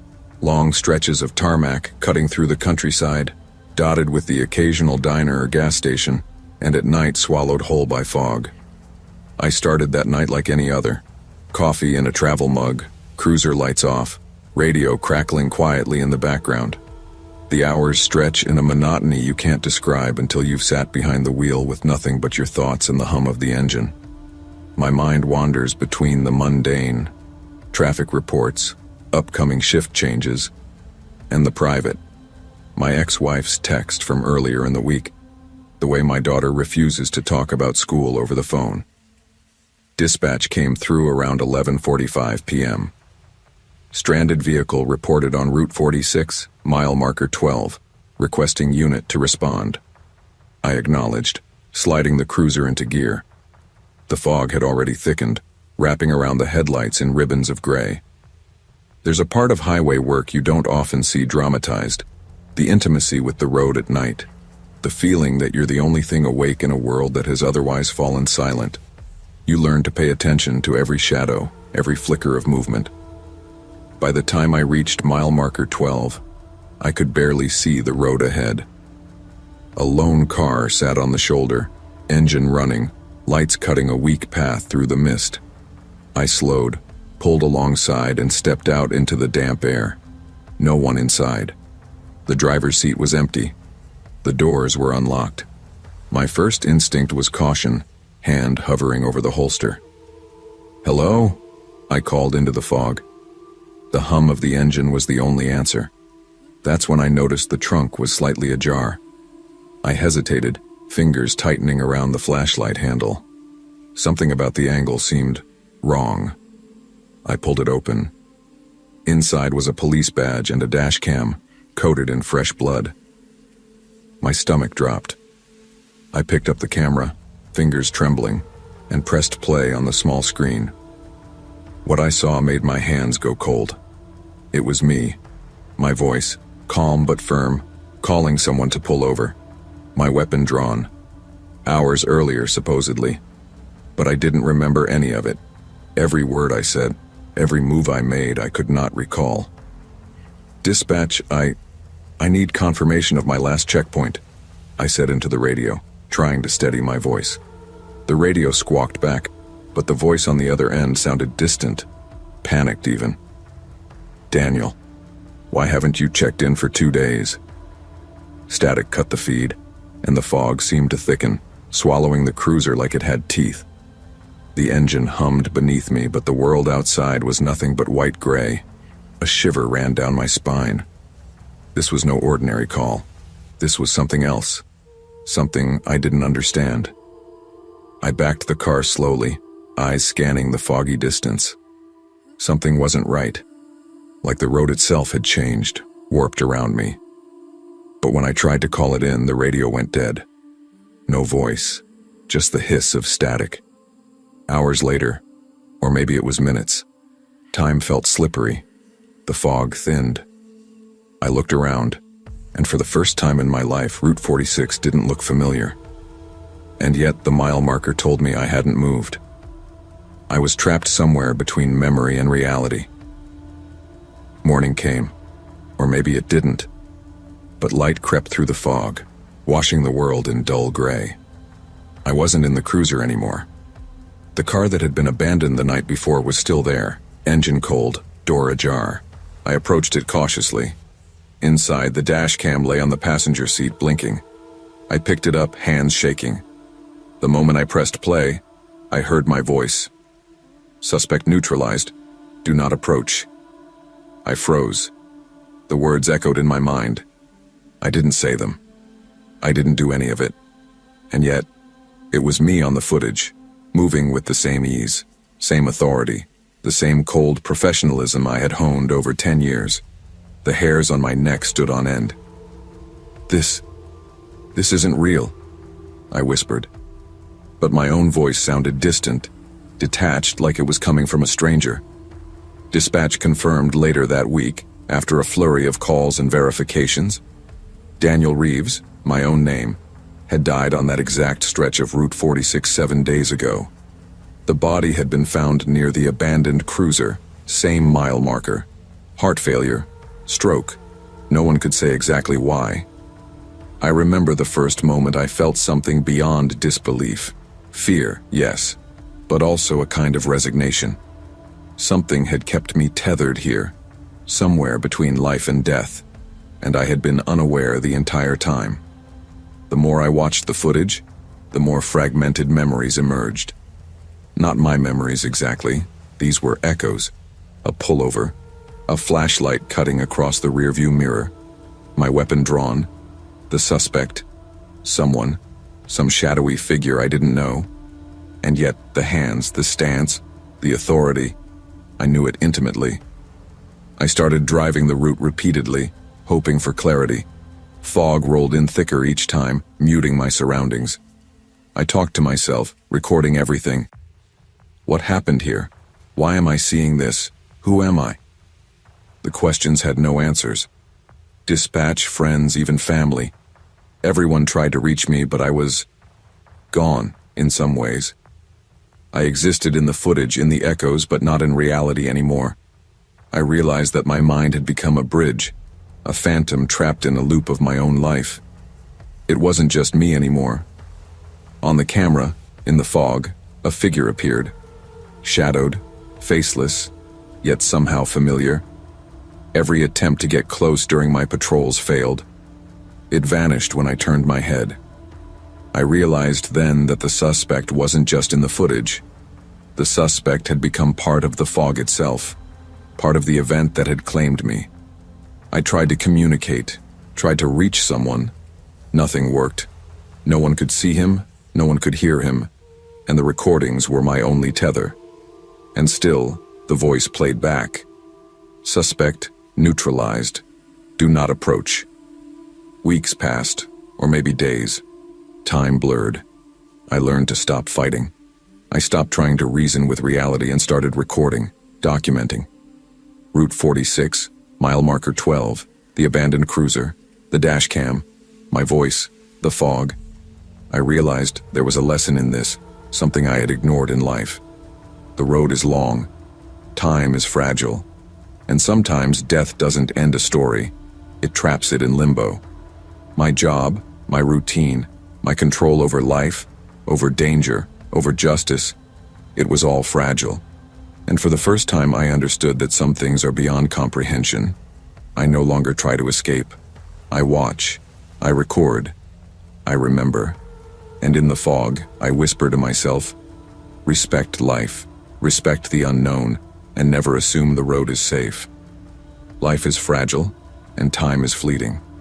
The choices we make, the paths we take, and the authority we wield can have consequences far beyond our understanding. Respect the unknown, stay vigilant, and never underestimate the fragility of existence. Some mysteries are not meant to be solved, but honored. I never imagined I'd spend my 20s pushing a mop through dimly lit corridors of a psychiatric hospital, dodging patients with insomnia or delusions. But after a series of dead-end jobs, night shifts at Brookwell Regional Hospital seemed simple enough. Low pay, few questions asked, and almost no one to supervise me past midnight. Most nights the hospital was quiet. The hum of fluorescent lights overhead, the soft whir of the ventilation system, and the occasional beep from a distant monitor became my companions. I learned to time my rounds, starting in the east wing, moving methodically to the west, mopping spillages, checking that doors were locked and avoiding the wandering patients. They were mostly harmless, lost in their own sleepless worlds, muttering to themselves or dragging slippers across the floor. Eye contact was a dangerous invitation. I learned that quickly. At first it was routine. I'd push the mop bucket across the linoleum, hear my footsteps echo, and whistle low to myself to stay awake. The hospital smelled faintly of antiseptic, mixed with lingering hints of whatever flowers someone left behind in the lobby days ago. I liked the rhythm, the control. Cleaning was simple. It had rules. Wet the floor, mop in rows, empty the trash. No surprises. But things started happening.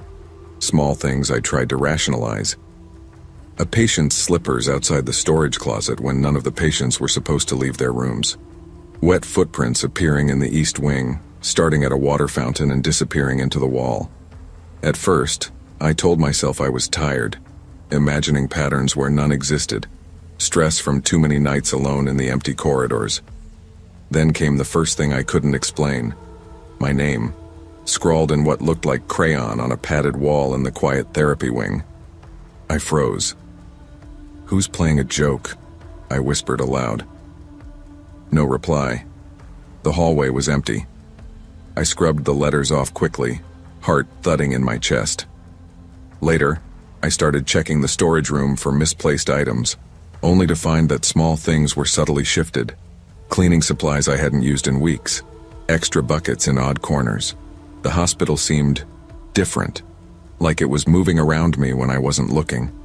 I shrugged it off, saying it was stress. But a gnawing unease had settled into my stomach, and the fluorescent hum seemed sharper, almost accusing. It happened 3 weeks into my usual routine. I was emptying a cart in the records room, a dusty, rarely accessed area where patient files were stacked haphazardly, when a manila folder slid out from a shelf as if it had been waiting for me. I picked it up. It read, "Mark Harrison, violent episode, hallucinations." I froze, staring at the photograph taped inside. The man in the picture looked like me, or at least a version of me from years ago. The eyes, the square jaw, the same worn expression I saw every morning in the bathroom mirror. My mind reeled. "This isn't possible," I whispered, setting the folder down and checking the nearby shelves. I ran it up to my supervisor, a middle-aged woman named Linda. Hey, this file. I think it might be misplaced. It says Mark Harrison. She cut me off, squinting. I don't know what you mean. There's no Mark Harrison on our staff list. Security, come here, I protested. No, listen, I've been working nights here for... They didn't hear me. Within minutes, 2 security guards were there, questioning me. They didn't recognize my key ring, the uniform I thought I had been wearing, or the cleaning cart I pushed nightly. Sir, where are you from? One asked. We've never seen you, I stammered. What? I've worked here for years. I have keys. I clean the hallways. I know the patients. The men exchanged glances. Sir, we're going to need you to come with us. I shook my head, panicking. I ran to the nurse's station only to see my reflection in the mirrored glass. A patient's white gown tied loosely around my shoulders. My own face staring back at me. And behind me, another janitor entering the station, holding a mop, looking confused. You okay? He asked. I couldn't answer. My keys, my clothes, my work, none of it was real. The hospital wasn't my job. I was the patient. It took hours, or maybe minutes, time felt warped, to process what I was seeing. The real janitor was talking to the supervisor, pointing out which hallways needed mopping. I was invisible in my own life, a shadow of someone who never existed in the hospital system. I wandered the corridors, trying doors I knew should open. Locked. Key after key failed. I followed familiar routes, checking closets, mopping spots I'd always cleaned. Nothing responded. The hospital was intact, functional, but it ignored me. I realized I hadn't been cleaning it. I had been living in a delusion built from memory, repetition, and habit. Everything fit. The slippers, the footprints, the scattered supplies, they were reminders my mind had constructed to maintain the illusion. Even the scrawled letters on the padded walls felt like my subconscious marking territory, a way to reassure myself I existed in some organized routine. I passed a therapy room mirror and froze again. The reflection didn't match me anymore. The eyes were hollow, the skin pale. My reflection was waiting, watching, alive in a way I wasn't. I whispered my own name, but no sound came back. The realization hit like a punch. I had been a patient here for years. My mind, twisting trauma and isolation into routines, had created a safety net of night shifts and empty hallways to hide from the reality. Every mop, every floor polished, every corridor walked had been part of a delusion designed to protect me from fear, shame, and abandonment. I tried talking to the staff. I need help, I said to the supervisor. I've been working here. I've been cleaning. They nodded kindly, leading me toward an office. Mark, you're safe. That's the past. You've been receiving treatment here. You're recovering. You're not a staff member. The words were unbearable. My identity shattered into fragments I couldn't grasp. I wanted to fight it. I wanted to insist I had keys, a uniform, a routine. But the files, the reflections, the real janitor, all evidence pointed the opposite. Therapy sessions followed. Days blurred. I learned that my delusion had been coping with a severe episode of schizophrenia. Night shifts, mopping, wandering patients. My mind had rewritten the hospital as my workplace, giving me control where none existed. I began to see the reality of it. Patients I thought were distant strangers were my peers, fellow survivors of their own struggles. Hallways I thought I knew were labyrinths I had walked blindly, my mind painting them as familiar, controllable paths. Acceptance didn't come fast. It came slowly, in small moments of clarity. I stopped pushing the mop. I stopped checking doors. I learned the names of the staff, of the patients, of the therapists who genuinely cared. Every day I confronted the hallucinations that tugged at the corners of my vision. Mirrors no longer reflected delusions. They reflected a man learning to navigate reality. My identity, once warped by fear and routine, began to reassemble. I still feel echoes of those nights, the hum of fluorescent lights, the scent of antiseptic and old flowers, the phantom footprints in the hallways. But I know now that fear and imagination can build entire worlds if left unchecked. And understanding, help, and acceptance are the keys to stepping back into the real one. The mind can create prisons as intricate as any walls or locks. What feels real may be an elaborate illusion, built from fear, trauma, and the need for control. The lesson is this: seek clarity, accept help, and confront the truths we fear. Because only by facing reality can we rebuild ourselves and find freedom from the delusions we cling to. I used to be a cop in Chicago. Not the heroic kind people write about, but the kind that spends long nights staring at reports, arguing with dispatchers, and making mistakes that can't be erased. My name's Leo Torres, 38, and for the past 5 years I've been a night guard at a luxury high-rise on Michigan Avenue. Not exactly the crime-fighting life, but it pays the bills, and it keeps me out of trouble. Or so I tell myself. I got fired from the force under a cloud. There was a case involving a stolen piece of evidence and a missing suspect, a teenager in a red hoodie. The investigation blamed me. Maybe I deserved it.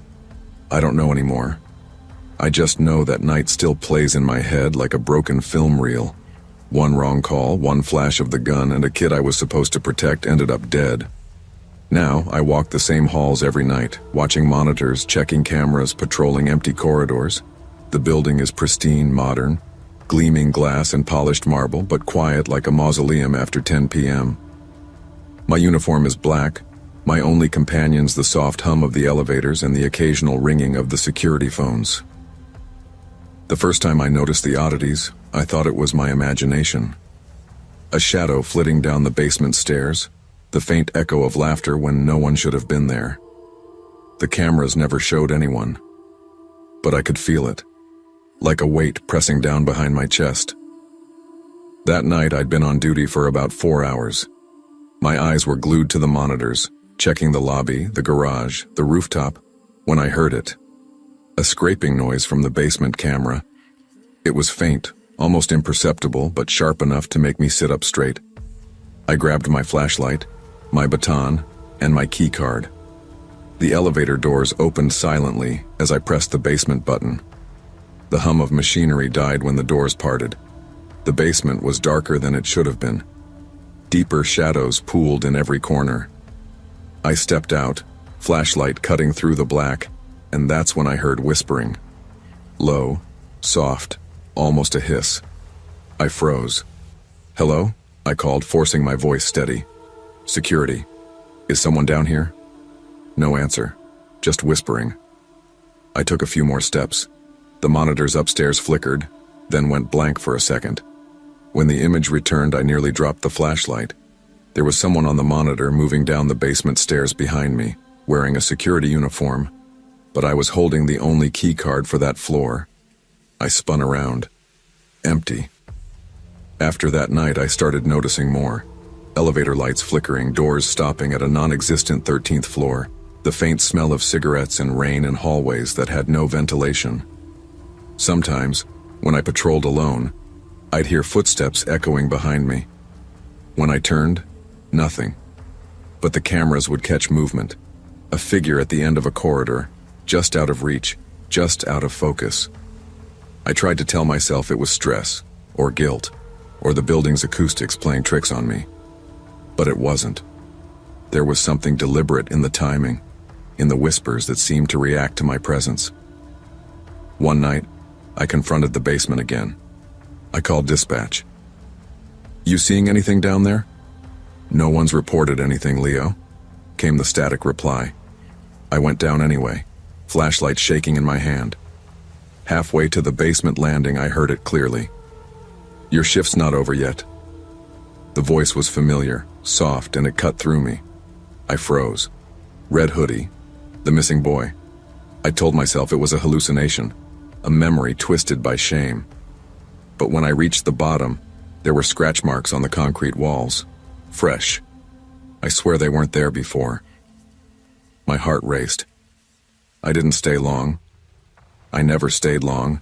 The security office became a place of obsession. I checked the building logs, the elevator sensors, the maintenance reports. Nothing explained the stops at the 13th floor. Maintenance swore there was no floor, no buttons, no shaft. But the elevator responded, stopping exactly where it should not exist. And every time it did, I heard him, the boy in the red hoodie, whispering, accusing, warning. I stopped talking to anyone about it. People asked about the building, the job, my shift patterns. I lied.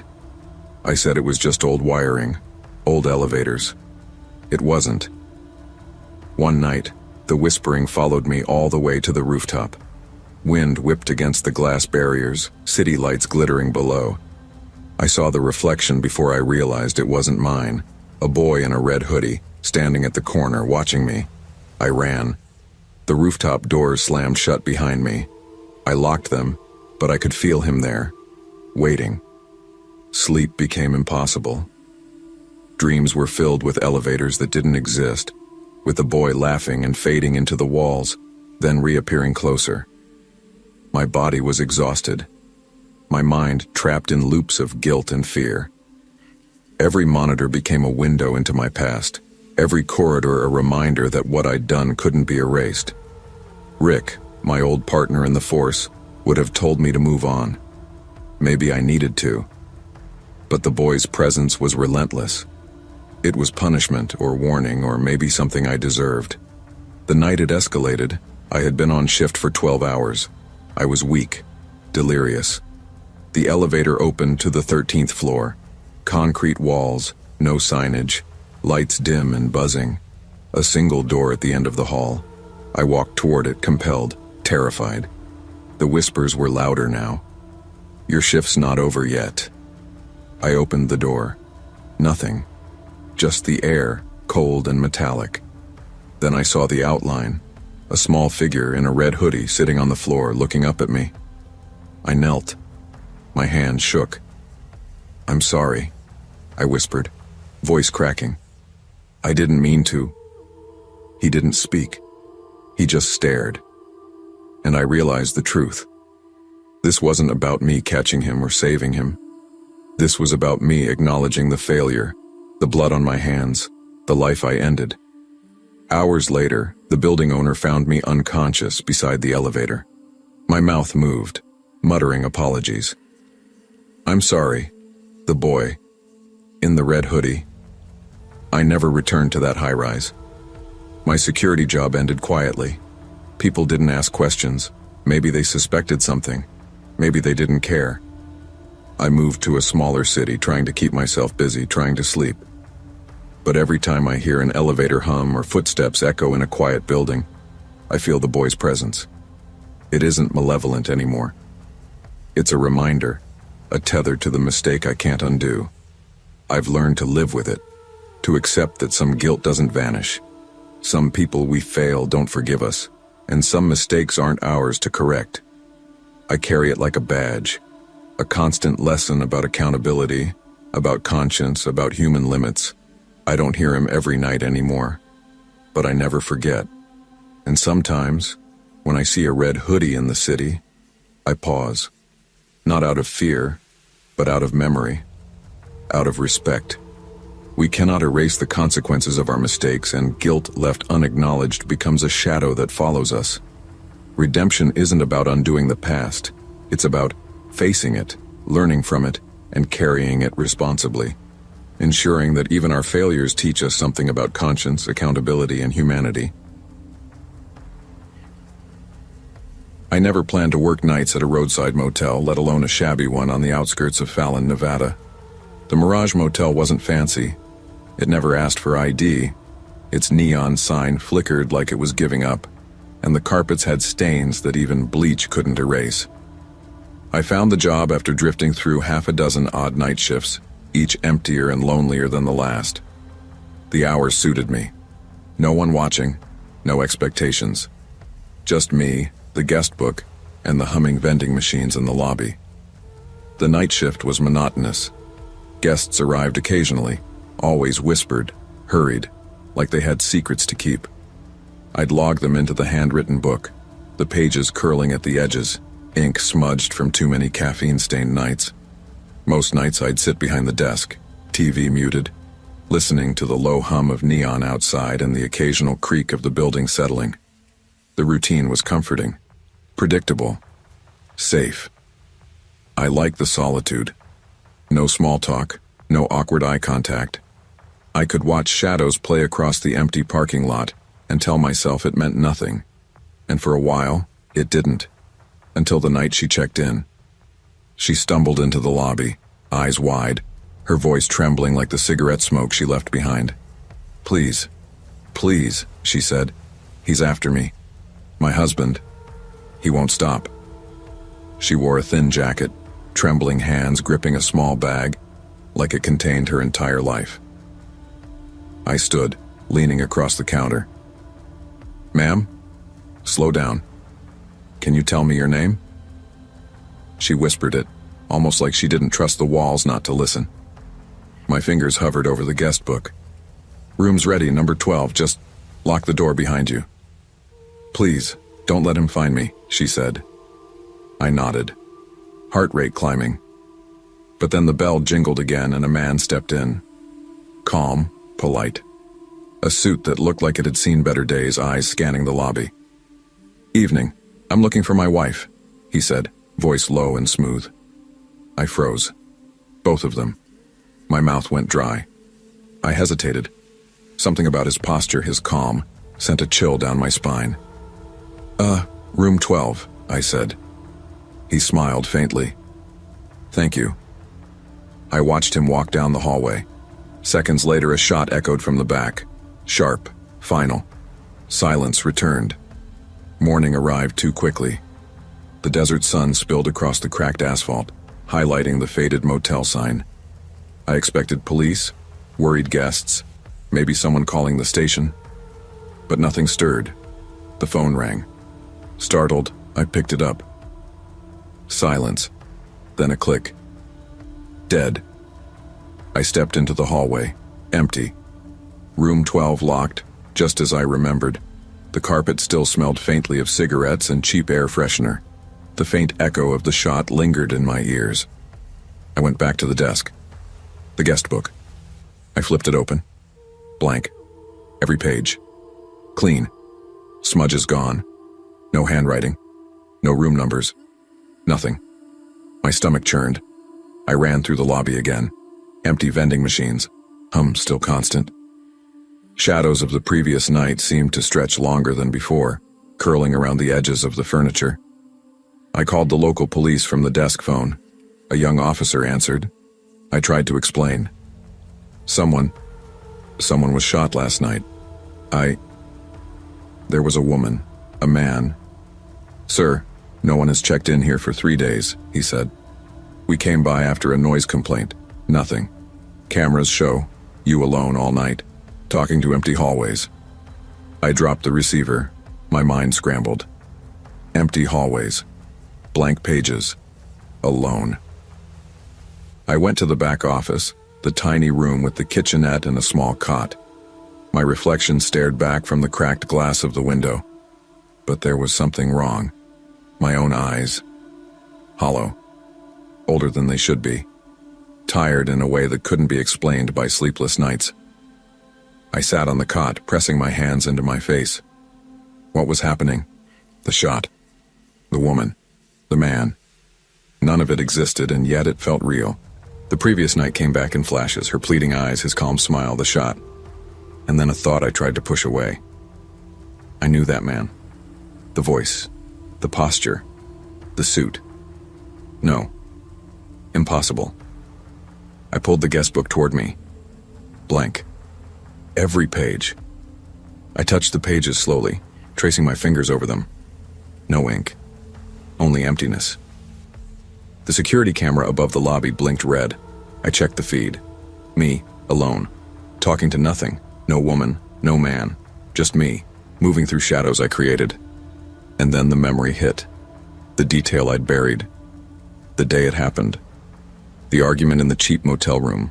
The fear, the rage, the gun. The sound of her body hitting the floor. The rush of panic as I fled.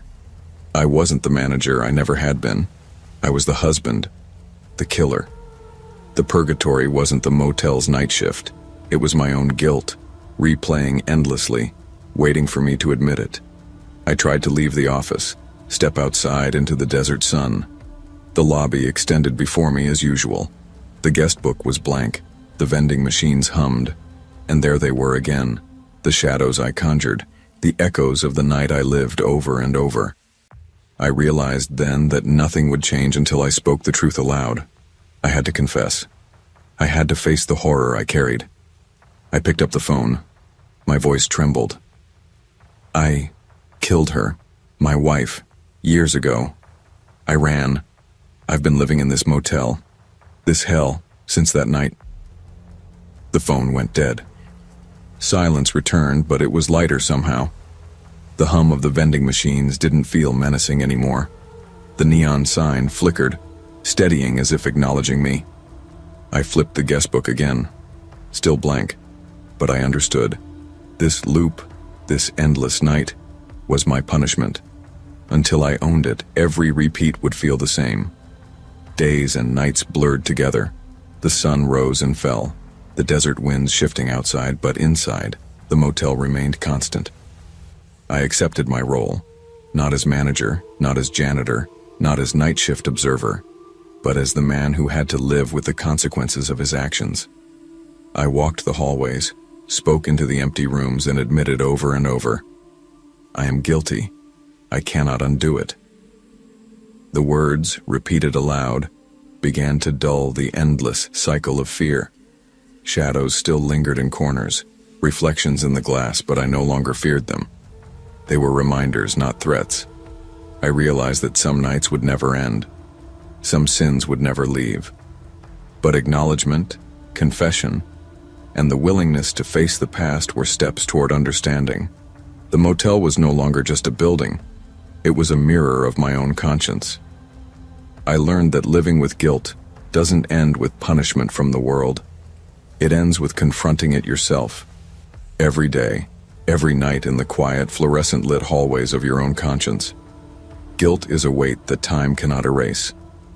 No matter how far we run or how we hide, the past has a way of looping back until we face it honestly. Confession and acceptance are not absolution. They are the only path to understanding and peace. Hiding from your actions only prolongs the torment. Owning them is the first step toward freedom, even in self-imposed purgatory. I never thought working at a storage facility would change my life. Maybe I should have known better.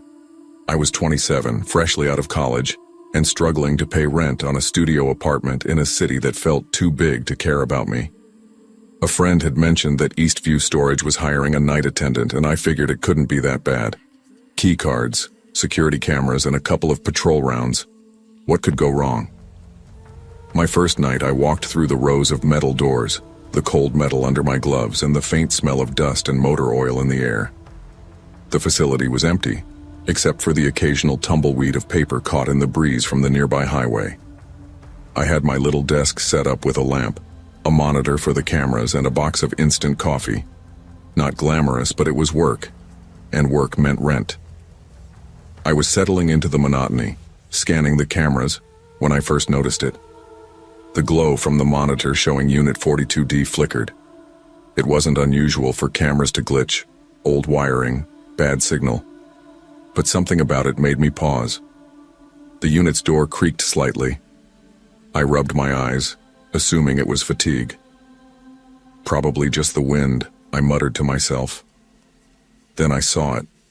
A figure, tall, moving slowly across the row. My heart picked up.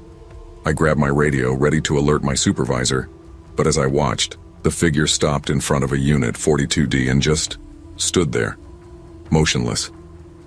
Then it stepped out of frame. Hello? I called into the empty yard, my voice sounding small. Nothing. I checked the sensor logs. Nothing triggered. Not a single motion alert. That was impossible. Every time someone entered a unit, the system logged it. And yet the footage was clear. Someone had been there. By morning, I was exhausted, jittery from coffee and lack of sleep. The footage kept replaying in my head. I called the front office, spoke with my manager, and described what I'd seen. Must be a glitch, she said. Her voice clipped, probably thinking I was overreacting. But I wasn't. I needed answers. I checked the records for Unit 42D, rented 2 months ago by R. Gomez, paid in full. I dialed the number listed on file, expecting a friendly renter. Instead, a groggy woman answered. "Hello?" Her voice was cautious. "Hi, I'm calling from Eastview Storage. I wanted to confirm some activity on Unit 42D. The cameras showed someone entering last night, but the motion sensor didn't pick anything up." There was a pause, a long one. Then softly she said, "That's impossible. My brother rented that unit. He passed away last year." I froze. "I'm sorry. What?" I managed. He died. Last November. R. Gomez is my brother. He isn't alive anymore." The line went silent. I hung up, heart racing. It couldn't be. There had to be an explanation. I returned to the monitor and watched the footage again. Every movement, every shadow, it was exactly what I had seen. The figure paused in front of 42D, turned slightly, and vanished out of frame. Nothing else triggered the sensors. Something about that day changed me. I couldn't sleep. Couldn't stop replaying the image of that figure. And I couldn't shake the thought. Who, or what, was in 42D? Determined to find answers, I went to the storage facility the next night. My supervisor had called it a coincidence, but I couldn't let it go. I brought a flashlight, a notebook, and a sense of unease that had grown heavy over the past 24 hours. The lot was eerily quiet. I walked slowly down the rows, stopping in front of 42D. The metal door gleamed under the pale security lights. I hesitated. My hand hovered over the lock keypad. Then I noticed it. Faint scratches along the door frame, almost as if someone had tried to enter without a key. I took a deep breath, punched in the code from the records, and pulled the door open. The unit was empty. Nothing inside except old cardboard boxes and dust. No signs of recent activity. No footprints. Nothing. I sighed, tension easing slightly. Probably just someone checking it out and leaving. But even as I said it, I felt a chill crawl along my spine. I turned to leave and thought I heard a soft shuffle behind me.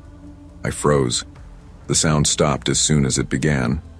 I told myself I was imagining things, then started walking faster toward the exit. That night, I couldn't shake the sense that someone, or something, was watching me, not just through the camera, but in the shadows around the units. I decided to return during the day, hoping to catch someone in the act. Eastview was empty, the sun bright over the metal roofs. I walked past 42D slowly, pretending to inspect nearby units. Then I saw it. A man, tall, hunched slightly, walking slowly along the row, his face hidden by a cap, his hands in his pockets. He stopped in front of 42D and stared. Not at me, not at the door, but somewhere in between. I cleared my throat. "Excuse me, can I help you?" He turned his head slightly but didn't answer. Just stood there, silent. I took a cautious step closer. "Sir, this unit is private. You're trespassing." He nodded once, almost imperceptibly, then walked slowly away, leaving a faint trail of cold air in his wake. I wanted to call after him, ask questions, but something in his presence warned me against it. That night I watched the footage again. The figure from the camera. It matched him. Every movement, every posture. I had seen it before. And yet, the unit had been empty that day when I opened it. I never figured out who or what was at Unit 42D. The cameras never showed him leaving, the sensor never triggered, and the renter's sister insisted it was impossible. I told my manager, showed her the footage, but she shrugged. Policies, paperwork, liability. Nothing to see here. Over time, I stopped checking the cameras obsessively. I learned to accept that some things are beyond understanding. Eastview continued its quiet, mundane nights. I kept my flashlight nearby, my hand over my radio, and my instincts sharpened. I still think about that man sometimes, the way he moved, the silent intensity in his eyes. Maybe he was just someone lost, or maybe he was something else entirely. Either way, the experience taught me something. The world has its secrets, and some of them aren't meant to be solved. Some of them are simply meant to be respected. And every time I pass by a locked storage unit, I pause. I glance at the shadows. I remember that figure. And I remind myself, the world is bigger, stranger, and more mysterious than we give it credit for. Not every mystery has a clear explanation. Sometimes the most important lesson is recognizing our limits, respecting the unknown, and learning to navigate life with caution, curiosity, and empathy for the unseen struggles of others.